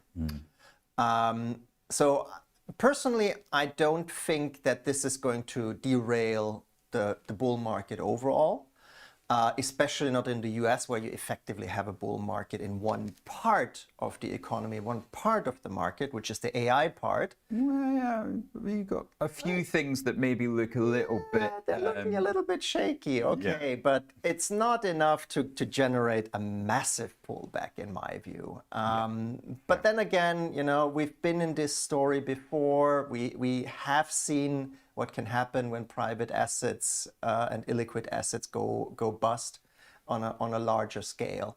And then you can get all those contagion risks. And that's what people are doing at the moment. They're selling first and asking questions later. Yes. Because when we are as elevated as we seem to be at the moment, on a 24 times earnings PE, Yeah. you've got the opportunity to sell first. Oh, yeah, absolutely. Because you know there's a lot of people... So many people are sitting on profits. Why should I risk those? I've made good money. Interesting statistic, end of September was the first month since the tech bubble in the early 2000s that the S&P 500 closed on a Shiller PE ratio above 40. So we're back to those. Take us through the Shiller PE. So Shiller PE is basically Robert Shiller. You can look it up, the data on his website for free. It basically takes the current share price, not by current earnings or 12-month forward earnings, but the average earnings of the last 10 years. So it smooths out the different cycles. And that is a much better indication for 5 to 10-year future returns than the usual PE ratios that you get. And yeah, we are approaching the highs of the 2000 bubble in the S&P 500. And as I said, it's the first time back to 40 and above since 2001, I think. Is there a worry? I'm just seeing if we can actually get the charts up. Is there a worry that profits are? Here we go. So there is our Shiller PE. So there you go. Yeah, and an updated number. Yeah. Okay. All right. Oh, well, round it up. So, is there a danger that we have generated all these profits, and we know that corporate profits have come from debt, leverage, government balance sheet, and then of course, you know, the AI capex boom, which is funded by, in part, these private debt companies, such as OpenAI. What could happen? So there's a worst case scenario that I don't think is very likely, but it is the kind of same contagion effect. You have a lot of illiquid loans that people have to mark down. They can't sell them because they're private. There's no daily market for it. So you have to cover your losses with liquid assets, which means you start selling bonds first, or stocks, or gold, or crypto, or whatever it is that you're sitting on that has made a lot of money. And you basically justify it by saying, oh, I have to rebalance my portfolio. So the stuff that has grown too big, I just trim it in order to cover the losses from the private credit market. Okay. Or private equity market. And then you get contagion and everybody tanks. Yeah. So it starts with that kind of rebalancing, profit taking. And then if it isn't caught, it turns into an avalanche, and it can really kind of create a major correction, if not a bear market, if the selling pressure from the private markets is big enough. Yeah. Now, that's the extreme scenario. That's kind of like 2008 when we had subprime loans, etc. Nobody knew where they were, and then everybody just stopped dealing with banks altogether. Yeah. And there's not been that level of bad news yet to even have that as more than a 10% probability. Not even close. Because if you just look at, I mean, luckily the big banks have started to report Q3 earnings. And the traditional banking business as well as the deal-making business all doing really well. So Citi, Goldman, JP, they all have shown really good numbers. The share price didn't move higher because there was this overwhelming fear about, US trade war, and now the private credit market on top of it. But underneath, the banks remain solid for now. Yeah. But then again, as I said, I'm in this, whatever this is that I call my job, for 25 years, and I've been through. Joe, it's your passion. Yeah, I know. This is why I was like, it's not really my job, but this is not my first rodeo, and it's not my first once in 100-year crisis. So I might have stood here in 2007 and said the same thing about subprime mortgages. So we don't know. And people did, because in the October, then there was the warning sign, because we had Northern Rock. And Northern Rock, I remember very well, was mid-September, because I was sitting in Dubai enjoying a wonderful lunch in the Burj. There you go. And opened the newspaper. And there were people queuing outside. Exactly. Well, now they're queuing for gold, which is a fun exercise, because I'm actually just in the middle of a client roadshow, and I was in Jersey on the Channel Islands yesterday, and they told me that the local gold dealers suspended sales of bullion and coins in Jersey because there was too much demand. So yeah, and you kind of have these reports now where people are queuing for gold, for physical gold, and it's like, okay, that's probably a bit much. It's probably the late stages of a hype. Well, I've got another one for you. So I was in church last Sunday, and my vicar mentioned $4,000 gold in his sermon. Oh, And at that point, I thought, okay. And it's cost me about £1,000 so far. Okay. So clearly, if I get that back, I maybe need to donate some more to the church. well, I mean, so the interesting thing is, and here, full disclosure, I have been a holder of gold since 2006, 2007, and I still own physical gold. Yeah. I was also for a long time a holder of gold ETFs, but then I made the mistake of buying a house in London, and somehow they are really expensive. So I had to sell that. At the moment. Don't go there, please. The last thing I need is if like half of my personal wealth goes down because the house price goes down. Anyhow, so yeah, I still own gold. I'm still a long-term holder of gold. But there is also a clear-cut case that if you are at these extreme levels of prices, we do know that in the very, very long run, gold basically prices mirror inflation. But we are now so far above the inflation trend that your 5 or 10-year outlook for gold returns is negative. Yeah. Effectively. So Even looking at inflation, so the inflation that we've got priced in. I'll forget it. Yeah. It's like we're approaching 2 sigmas, two standard deviations above the trend again, which is usually where things end. Yeah. When it comes to gold. So where do we hide then? There's defensives. I've bought a little bit of staples this morning. Whitbread got hit hard yesterday. We've talked about telcos, utils, pharma. Yeah. The defensives in the past have been potential. The defense sector has been potential for an area to hide before as well, but it's been kind of good recently. Well, so that's the thing. Like, people have to understand why you want to own defense stocks. And my case for defense stocks is a very simple one. It is not about Gaza. It is not about Ukraine. It is about the rearmament of Europe, and that lasts for another 5 to 10 years. Very true. Because we're nowhere near where we need to be. Just to give you an idea, as a German, I follow German politics, and unlike some other European countries, they're actually able to pass a budget. And they did it well. They did it well, and they are starting, since the 1st of October, they're starting to implement their 2026 budget, which means that the Germans are now ramping up two things. They're ramping up their defense spending, and they're ramping up their infrastructure spending.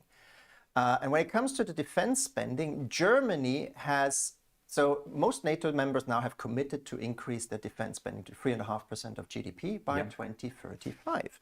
Germany, in its budget and its investment outlook, has committed to go to 3.5% of GDP by 2030, 5 years faster than everybody else. Incredible.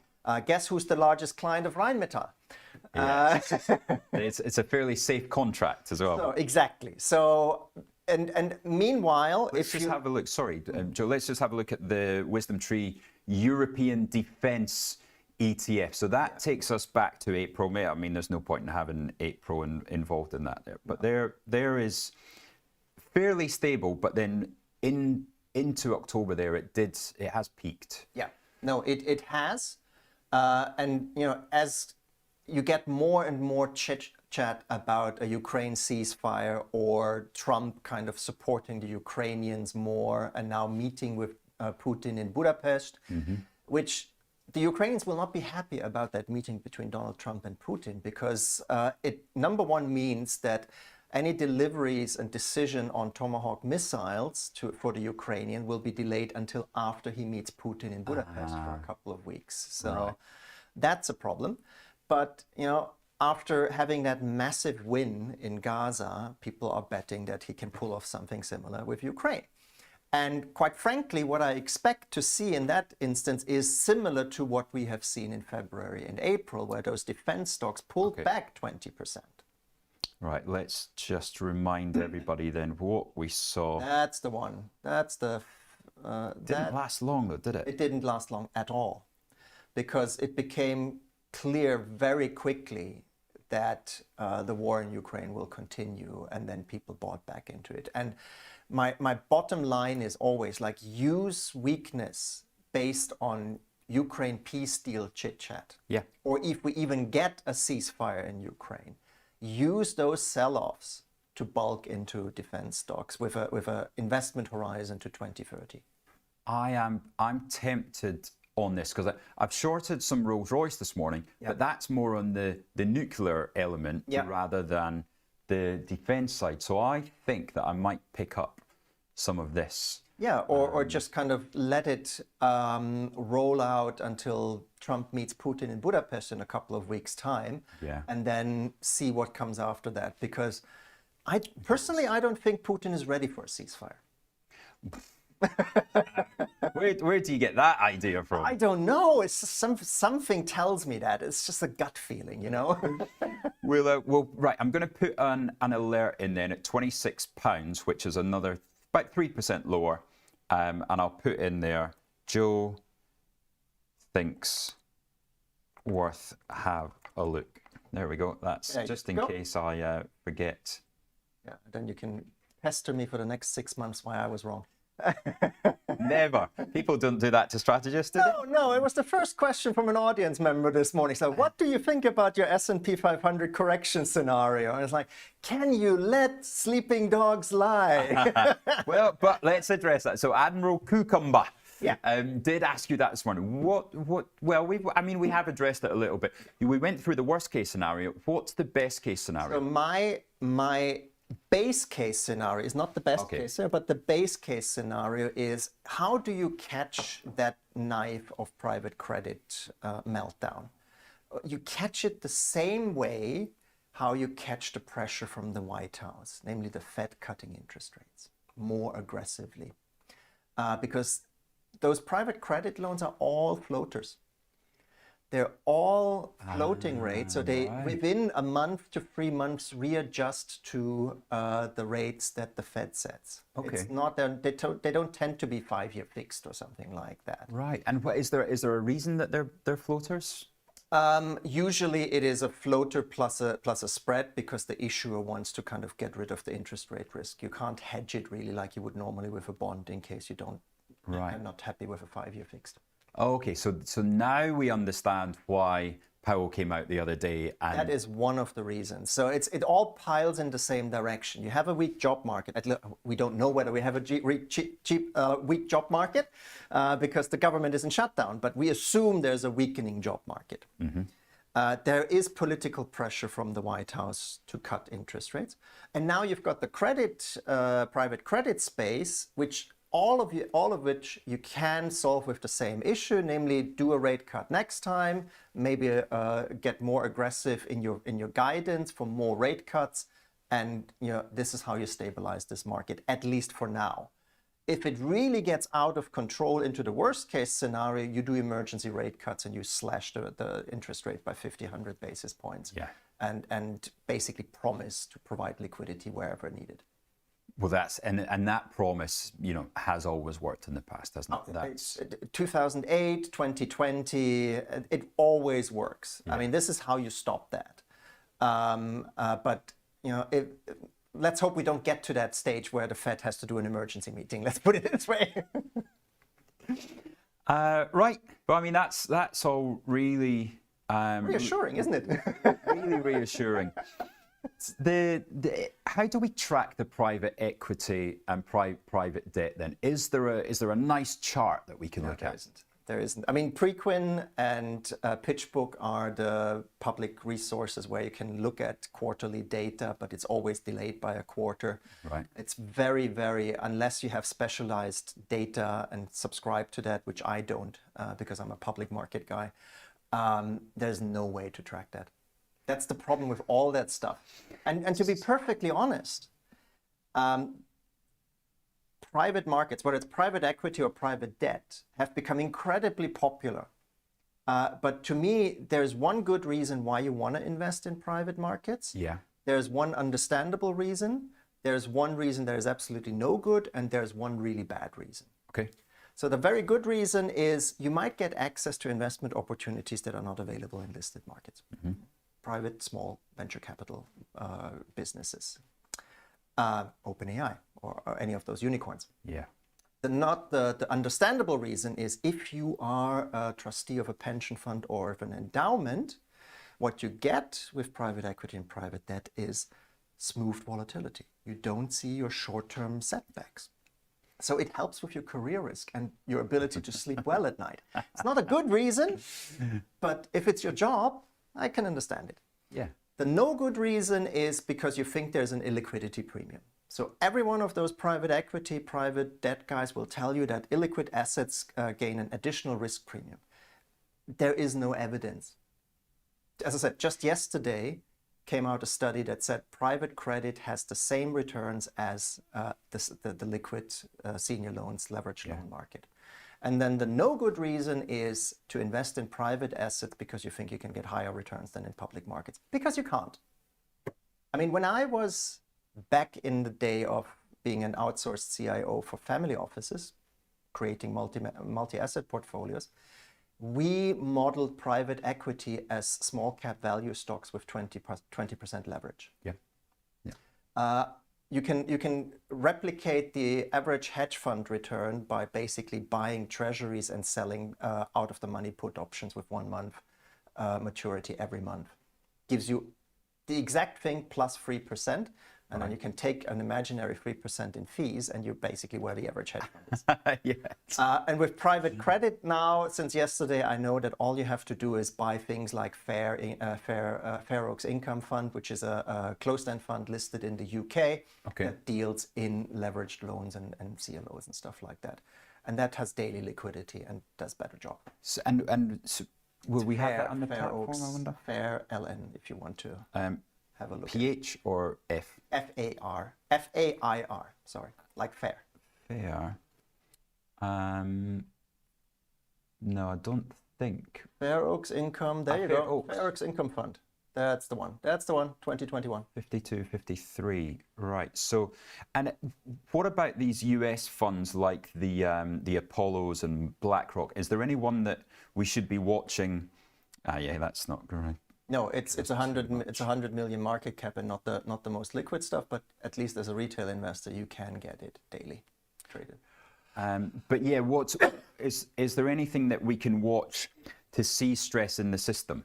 Because Blackstone's almost too good. It's the smaller ones that we want to watch, isn't it? Yes, I mean, effectively what you want to watch are small regional banks. That's why they're selling off so much at the moment in the US.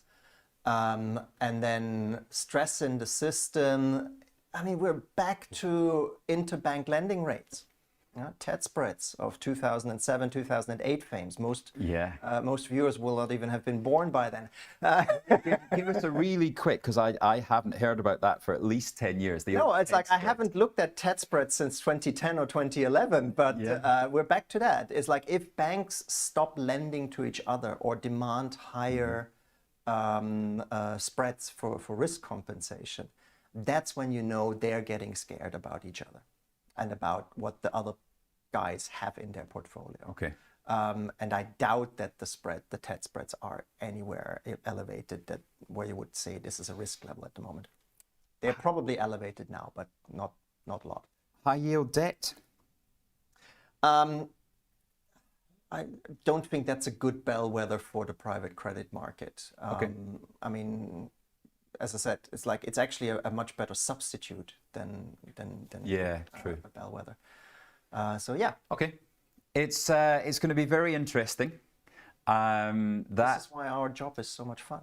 Yeah, exactly, because it's never dull moment. Never dull. But thank you very much for coming in on in the middle of your roadshow as well. Very much appreciated. No worries, and I'm off. And that's it. Yeah. On holiday now. No, actually, I'm flying out tomorrow to South Korea. And so the next 2-3 weeks, I'm traveling through Asia to speak to a lot of large Asian investors. Fantastic. Well, be careful because Angelina's out there. Oh, God, I have to avoid her. That could definitely take your holiday on a different route. We knew she was at the champagne bar yesterday in Heathrow. Oh, as soon as she arrived. So yeah. Okay. All right. Good. It's like I'm flying out from Heathrow, but only on Saturday, so it's fine. Good stuff, Joe. Thank you very much. We'll see you after the break for some porridge with Bill Blaine.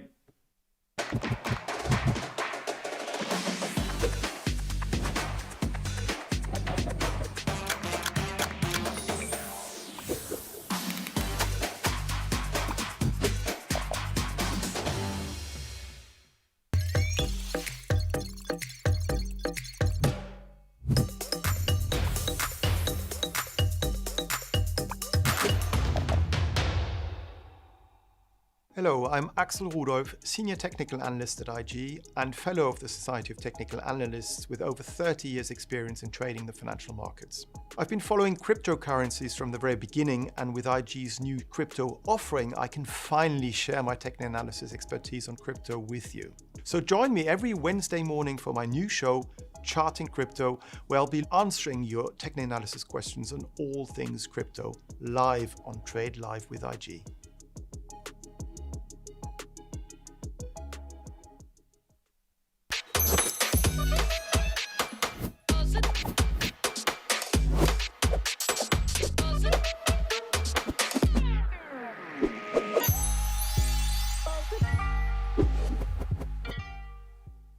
If you're looking for flexible ways to trade financial markets, whether you're experienced or new to trading, you've come to the right place. CFDs let you speculate on the price of financial instruments like shares, indices, forex, and commodities without actually owning them. You can benefit from both rising and falling prices across 17,000 markets, letting you find the perfect opportunity. So if you think the market's going up, you buy. If you think it's going to go down, you sell. When trading CFDs, you're trading on leverage. Now, leverage lets you trade bigger positions with less money up front. So this increases your profits on your trades, but also remember your losses are also amplified. So be sure to manage your risk.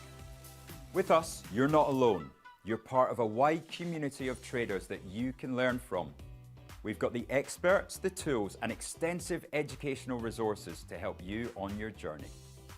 If you're not quite ready to trade CFDs with real money, you can always give it a go on a demo account. Open an account today, join the conversation, and be inspired to make moves.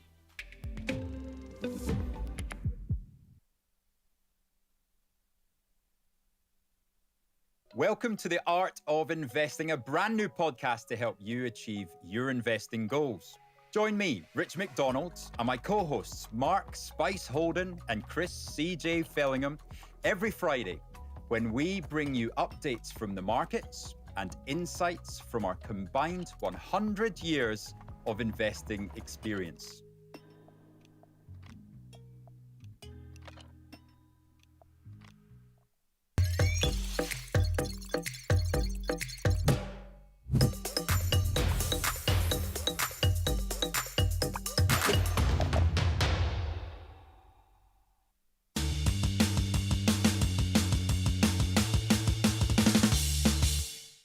Hello, everybody.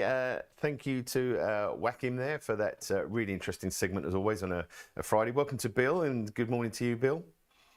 Morning, Scotty. How are you? I'm good. We have been talking off camera.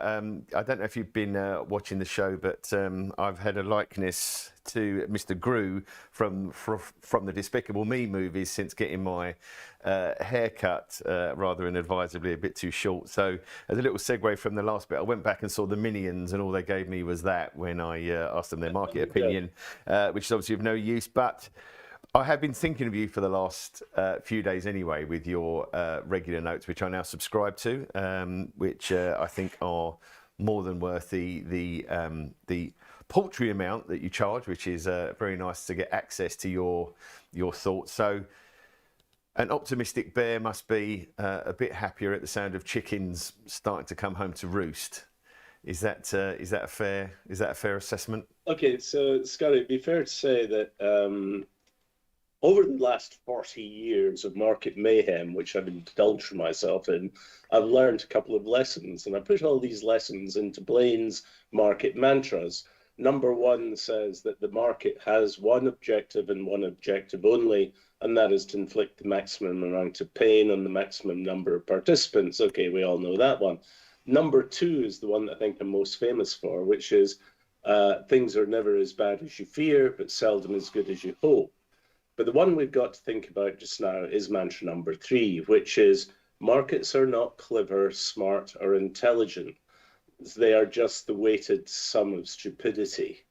And that's what I'm really looking at just now. And it's something I've been saying all year, really, which is, look, the world has changed fundamentally. We know that because America has gone America first. We know about Trump's tariffs, which are not going to have an insignificant effect on global trade. They will take time to figure out. We now have an imminent trade war over, forget AI and tech as the future. The future is actually about rare earths, because you can't actually build anything without rare earths. So you got to think about that. And then you've got to look at the AI bubble and just say, how much longer can this go on? And then you start to look into the individual stories, and it's just like a layer upon layer upon layer upon layer of madness. And I say to myself, okay, Bill, steady, because you've seen all this before. And one of the key phrases there is, the market will stay irrational longer than you can stay solvent.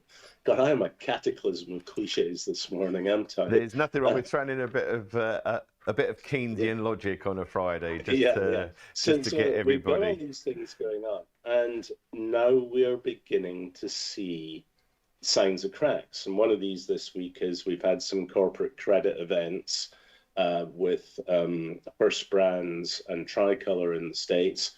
We've got Jamie Dimon, no less, a banker nearly as famous as you and I, who is warning if you spot one cockroach in the credit markets, there's going to be loads of others. And the immediate knock-on effect from these corporate credit mix-ups is that people start to look at the banks.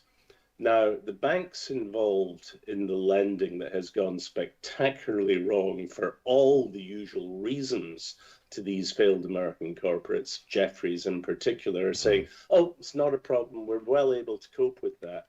And the moment that a banker says there's not a problem is when your alarm bell should be screaming out, terror, terror, terror. Yes. Because when a bank says there's no problem, there is a problem. Because banks are not about accountancy or balance sheets. They are about confidence. And every single time a bank dies, it dies kicking and screaming suddenly. They don't die slowly, they die fast because confidence collapses and you get a run on them. Now, I'm not for 1 second suggesting that America is on the verge of a whole series of bank runs, but there are clearly more problems coming down the line. Certainly, as the recent recipient of that at Credit Suisse, which ruined my and that ruined my Scotty, I'm sorry to bring this up, but one of the prime reasons that Credit Suisse was put up against the wall and given a mercy killing was because the amount of money that the bank managed to lose from lending based to this dodgy UK Australian factoring company called Greensill. I'm sure you remember it very, very well. I remember it because some of my clients got wrapped up in it. But Greensill created all kinds of problems. And guess what? The current crisis with First Brands involves a factoring company set up and run by a former Greensill executive. Now, history never repeats itself in the market, but it does resonate. Yes, no, absolutely. And again, for the same reasons, it's when you say to people nowadays, it's like the emperor's new clothes. A lot of the younger grads I used to get kind of looked at me quizzically saying, well, what's that? And I had to explain the sort of anecdote and the nursery tale, basically, the emperor's new clothes. But it's a repetitive loop of human nature, right? Okay, and we're seeing this loop repeated in all kinds of areas. And that loop is basically founded on the myth that this time it's different, or this time it's going to be something completely new and it will change. Nothing really changes. We saw that with the dot-com crisis. You know, people thought the world would change because of the internet changing the way we do business. Well, guess what? It didn't. It still carries on. Now, there are a couple of these cycles going on just now, and I'm still convinced that crypto is one of these. It's very interesting and mathematically fascinating, and the technology is marvelous, and it's very meh, because if Donald Trump had not come in and said we're going to make the US crypto capital of the world, and we hadn't seen these things like the Genius Act basically allowing people to invest, then you'd have missed much of the upside that occurred about a year ago after November the 4th. Fundamentally, nothing's really changed. We keep getting told there's greater adoption, but we're also now seeing, we had that crypto crash last Friday, the biggest ever fall in crypto, and it was brought about by Trump kicking off yet another trade war with China. Now, I was told just a week before on another TV program that I was on that crypto was the new digital gold. So, digital gold collapsed, but real gold went up. So I did all the correlation runs, and sure enough, digital gold, aka Bitcoin, is more closely correlated to a really dodgy, risky stock than it is to gold. But there's no point in me sitting here and telling people that, because they don't listen, because nobody wants to listen to a bear in a still bullish market. Euphoria, complacency, all these things are running rife at the moment. And I am not thinking it's going to be the end of the world when the correction comes. Oh, no, I agree. Yeah, I completely agree. Completely agree. Anyway, if I seem slightly annoyed this morning, I think you know the reason why. I do. The not to make this a show about the political and planning processes of the UK, but I'm very happy to touch upon some of your frustration, because from watching your YouTube videos as well, which I think are generally shot a bit more towards the window. They have a lovely sort of ASMR type quality, as you can see the backdrop first, and then segue into that. But I understand that's a little bit under threat at the moment. Is that right? Yeah. Now look, let's put this in context of market.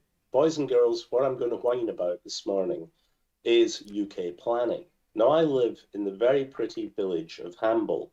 I moved here a number of years ago from London, kept a house in London for work and everything, but I'm going to retire here. It's a marvellous place, the centre of the UK sailing industry. And we've got an old World War II airport in the middle of the village, which the whole village has grown around, schools and everything. Now that land is owned by a UK building company called Persimmon, who incidentally were the largest donors to the Conservative Party. And they've been refused planning permission because there isn't enough roads and all that kind of stuff. But they've now licensed it to a Mexican cement and waste company who are going to drill a quarry to mine all the gravel on the airfield. Now, there's no demand for gravel because the key thing if you're a waste company is you know that the value of a bloody great hole in the ground is not what you pull out of it, but what you stuff into it. And what they're likely to stuff into it will be landfill waste, which will net them loads and loads of money by creating a stinking great rubbish dump in the middle of our village. Now, they are going to create a grand total of 6, yes, you heard it here, 6 jobs with this quarry. I'm putting at risk a 200 million local sailing economy of boat builders, sailmakers, marine professionals. We've got the biggest manufacturing centre for contact lenses in the UK is in the village. And they have said, we're going to have to move because the dust issues will make our machinery impossible. So to create these 6 jobs and them to get stinking rich on stinking waste, they're going to close down the local economy. Everyone's homes in the village are going to lose value. Everyone like me who is hoping to retire down here is going to find our life stymied. I've already announced that if my retirement means going to jail fighting Cemex, bring it on. As you can see, I'm slightly miffed. And the reason I bring this all up is because it's a complete failure of UK planning. And it's another example of the way that we have sold our country down the river. Now, I'm not for 1 second advocating voting populism here, but one of the big crises in the UK is we don't own any of our businesses anymore. As soon as possible, we sell them all off to American private equity or American firms, and they own the businesses. Now we're selling our land to a Mexican cement company. They're going to destroy the economy down here. I've made my point. But I think it is also a point to think about more broadly, because again, we've seen Rachel Reeves in The Guardian the other day saying about more wealth taxes. I mean, she was very flippant about the flight of wealth abroad and the VAT on private schools, which I guess if you're interviewed in The Guardian, if you're not going to be flippant about that, you probably don't make it out of the building in one piece. But again, it's just a concern about, as Rich and I were saying before the show, when you're trying to balance the budget on an almost weekly basis at the behest of the bond market or investors or whoever it is you're talking to at that point in time, is this just a danger of, even if she introduces a so-called wealth tax or whatever it is this just a one-off potential of resetting the books in a structurally inefficient and a poorly run business that UK PLC is? And I don't know. You've got to look at the way it's run. And the problem really is the overwhelming massive bureaucracy that faces so much of this economy. Now, at the moment, I'm working on a massive defence-linked play. And we kind of realize that if you're involved in defence and you're trying to fund defence industries, ultimately, you are selling to a monopoly buyer, the Ministry of Defence, for the sake of the argument. And so whatever you back, you've got to be really careful that that's the thing that the Ministry of Defence is going to be persuadable to buy. You know, there are something like 500 new drone startups in Europe at the moment, and ultimately only 2 of them will get contracts from the MOD. So how do you pick these 2? So it's essentially a bureaucratic process. You need to understand it. With UK planning, it's also become a bureaucratic process. People think that the planning departments are there to ensure that we create beautiful new towns and places that are nice for people to live and work and all that. Absolute ball chocks. The planning departments are run at the local authority level. They have no money. All local authorities are bust. And all the planning departments now do is try and ensure that local authorities don't go bust by tick boxing everything they're required to do. So they run through stuff. And as we discovered with the Hamble Quarry, we had to prove as local residents what damage Persimmon would do, and Persimmon and Cemex together would do to our village. They didn't have to prove they wouldn't do damage. And so as a result of that, effectively, they've managed to scam it through by gaming and playing the system. And it ends up being a ridiculous economic result, that you'll make a Mexican cement company richer, you'll provide income and bigger bonuses for Persimmon. And remember, Persimmon's CEO once gave himself a £120 million bonus because he'd ripped off the right to buy scheme. And they'll all walk away rich, and a massive local economy will be destroyed. Where is the common sense in that? That is one of the things that the UK has to fix. Sorry for ranting, Scotty, but you can tell I'm a bit peeved today. Nothing wrong with a Friday rant. We've had a very varied blend of moods across the Good the morning, desk, Rich. as if by magic. So, hello, Mr. Blaine. I heard you something about getting rich, so they pushed me back in. But I think you were talking about a different rich, weren't you? Now, yeah. I would love to take you back to this whirlwind we're seeing at the moment. It started with First Brands, and now we've had this Ion Bank and Western Alliance mention defaults yesterday. In your experience, Bill Blaine, one of the most experienced in the market, what happens next? What should we watch for to ring the alarm bells? Okay, so I am watching this developing situation with the smaller US banks quite carefully. You know, I made the comment that it is not about the actual numbers, it's about confidence. And I've watched so many banks tumble. And one of the markets to watch here in the UK or here in Europe is a thing called the cocoa market. That's the tier one prefers, where that was the thing that killed Credit Suisse. Thanks, amongst many things.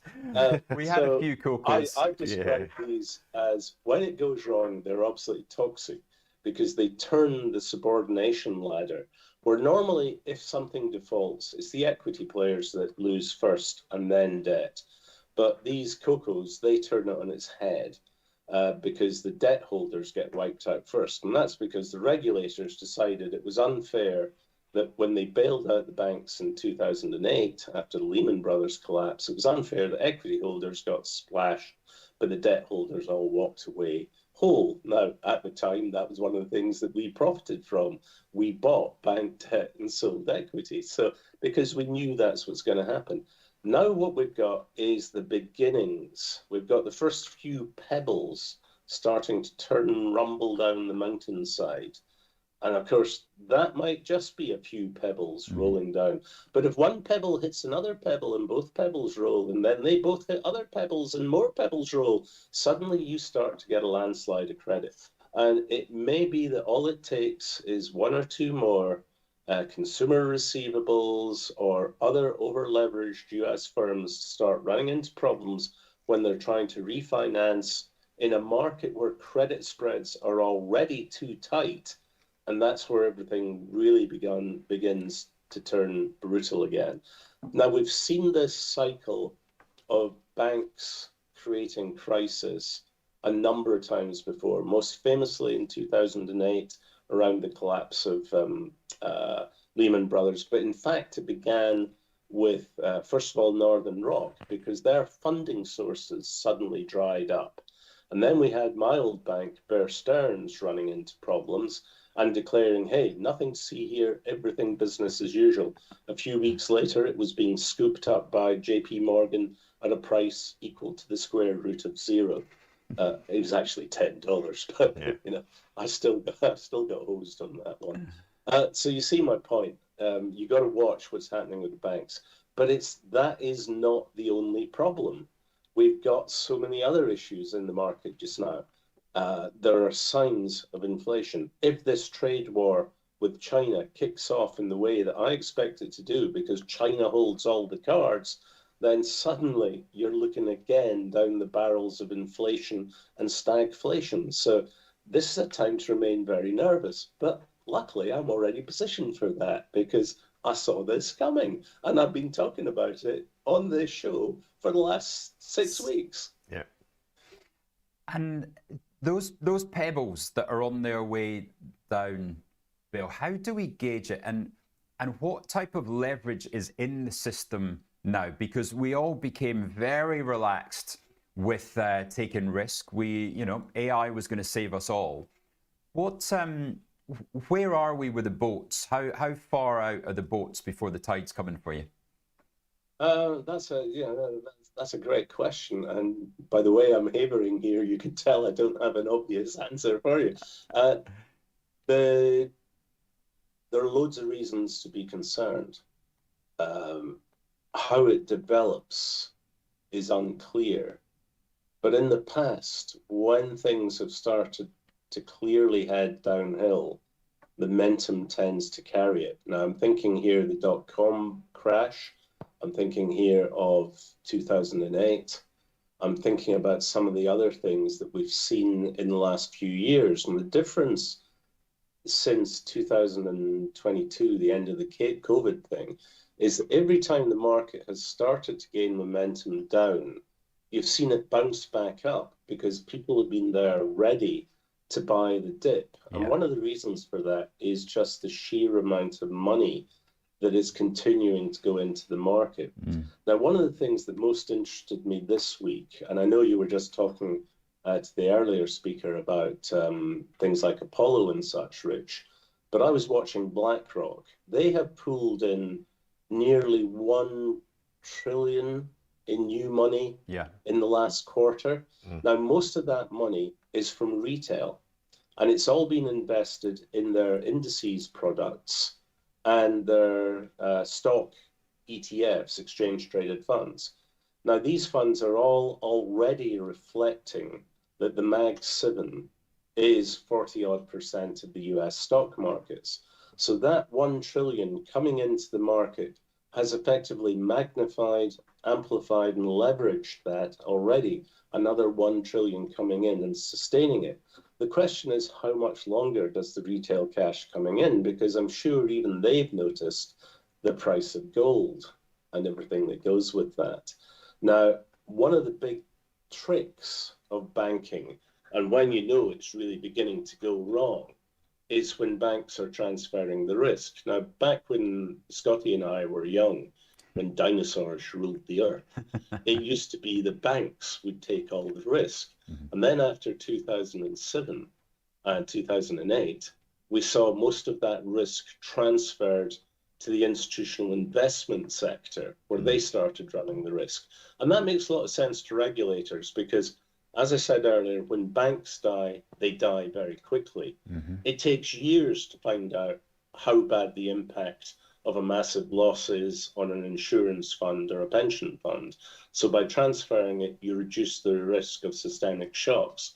Now what we're seeing, though, with people saying that retail should be able to buy crypto and they should be able to buy private credit and they should be able to buy private equity, is all these blocks of risk, which the banks and the insurance funds and institutional investors are getting nervous about, can now be sold to retail.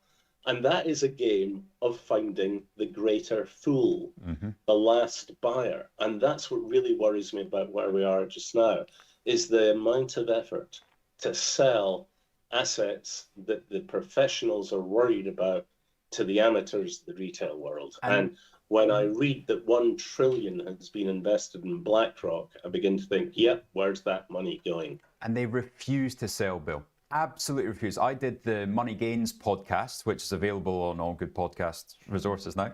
I did the Money Gains podcast this week, recorded Monday, we put it out Wednesday. And I was putting across this message of, look, if you feel, if you've had a very good year, maybe just, you put 20% in cash. if you're more adventurous, then maybe look to take profit on a lot more, or look at different sectors. And the responses on Instagram are unbelievable. The hate that you get for suggesting that stocks might not go up. YOLO, FOMO, etc., etc. Yeah. It's incredible. And we're at that stage, boys and girls. Yeah. We're at that stage. That said, I have sat here for months saying the same thing: buy gold, be nervous of these markets, yet they continue to go up. My biggest mistake in investing has always been Tesla. I backed out of Tesla way too early, and I backed out for all the right reasons. You know, I realized what sort of person Elon Musk was. So I sold around the time of the Thai cave thing, where he called the guy that rescued these kids a pedophile because he was swagging. I thought, I ain't investing in a guy like that. So I sold. And look at the amount I've lost as a result. You know, I'm not unhappy about not being invested in Tesla. I am desperately unhappy about the amount of money I forwent. And now one of my stock positions is a short on Tesla. And I've got a billion reasons to be short in Tesla, all of which make perfect sense. And I could quote you 10 million reasons to sell Tesla now, and you would not be able to persuade me of one single reason to hold them. Yeah, what does Tesla do? The stock goes up and up and up. Let's just take a look at the chart there, because I put on the exact same position at about 6:15 this morning when I was waiting for my taxi. So I'm joining you there on that double top for a little bit of realization, because as you say, it's all these retail stocks that have been attracting the money, not just the index funds that BlackRock have taken in, but it is these Nvidias, Palantirs, Teslas, quantum computing stocks. That is where you're sitting. Not many institutions are long them, and a hell of a lot of retail are up to the gulls. Since we've got such a heavy Scottish lilt and tilt to the show today, let's hope it's a Jockey Wilson double top. You've nailed it. On the Jockey. Absolutely. Bill, how? Come on. What plans have you got for the weekend then? Well, unfortunately, yesterday I woke up dying, chaps, dying. I think I have man flu. Oh, thank you so much for coming on. Absolutely. Well, no, I've just drunk. I had a Lancet this morning. I've done double espressos. I'm actually feeling a bit better. There you go. If I do feel better, then this weekend is, because my great passion is sailing. This weekend is Trafalgar week. And we usually have dinner in the yacht club to celebrate Trafalgar, which involves drinking lots and lots of rum and eating something called boiled baby. Yes, I know that sounds terrible, but it was the favourite dish of the Royal Navy at the time. Basically, a suet pudding. It is not boiled baby. So that's going to be one of the We can just clarify that for the viewers. Yeah, that'll be in Cowes tomorrow. I'm going to spend the rest of the day wheeling my wife around hospital appointments because she managed to break her leg sailing 6 weeks ago, and she's heading for a big operation. She's doing extremely well. Good. And she's still smiling and blaming me entirely for the accident. Cool. But aside from that, I'm working flat out on something that we're hoping to launch in the next couple of weeks. And I will make sure I talk about it on the program as soon as I can. Very glad Aside to hear from that, my only advice to everyone would be is just be very wary of these market conditions. There is so much bad news out there, but there is also good news. And that doesn't mean there's not opportunities to invest and to profit. But I'm certainly very happy with being where I am on gold at the moment. And I'm going to stay that way for the time being. Cash, what a waste of money. Now, did you get that? Bill, yeah. What a waste of money. Have you ever come across Stewie Thompson in your travels, a fellow Scotsman up there in financial markets? I think I have, yes. So Stewie Thompson is this week's guest on The Art of Investing. So we've got two dour Scots there, along with CJ and Mark Spice Holding. So that will be coming out around about... I should come along and do that. I don't know if you're aware, but my old university, Heriot Watt in Edinburgh, had a moment of crass stupidity and appointed me professor a few years ago. And I lecture to the postgraduate degree or the postgraduate doctorate in investment management. And I've got to say, it's the best thing I do. I bet. It's very rewarding, isn't it? I believe that we're going to be seeing each other for an event in London on the, was it 11th of November? I believe so, yes. So very much looking forward to that. I think you're going to be interviewing me about, what's the topic? So trying to be a bear in a bull market or something like that. It'll be a bit of a giggle.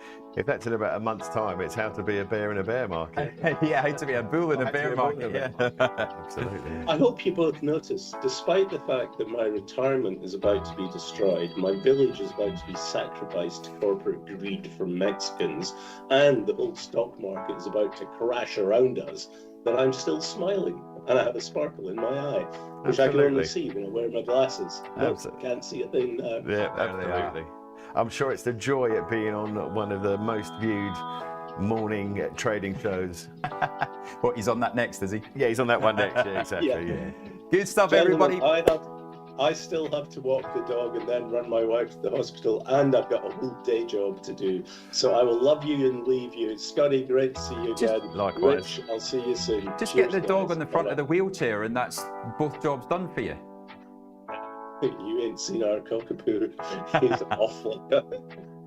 See you later, guys. Good Bye. stuff. Everyone else, have a wonderful weekend. We shall, we'll be watching the markets this afternoon, right enough. But thank you for joining us today. It's going to be an interesting one. Monday. Scott, are you in fancy coming in for a chat next week? Yeah, I'd love to. Love to. Pick a day, I'll be there. All of them. All of them, okay. I'm not sure whether we could cope with a whole 5-day run of Gru, but especially we run out of bananas. But yeah. I did enjoy, especially having the 2 digs at Credit Suisse there for the 2 of us. Yeah, I'm least we surprised, got it was back with only, their I'm thirds. surprised it was only 2. I'm sure you could do a whole episode of this show, just Credit Suisse related digs. The downfall. The gift that still keeps on giving. Yeah, the cocos. Good stuff. Right, okay, we shall see you on Monday. Beware, just be careful with that risk. Don't be a hero, keep that capital, and yeah, best of luck. Cash returns, go. Cheers.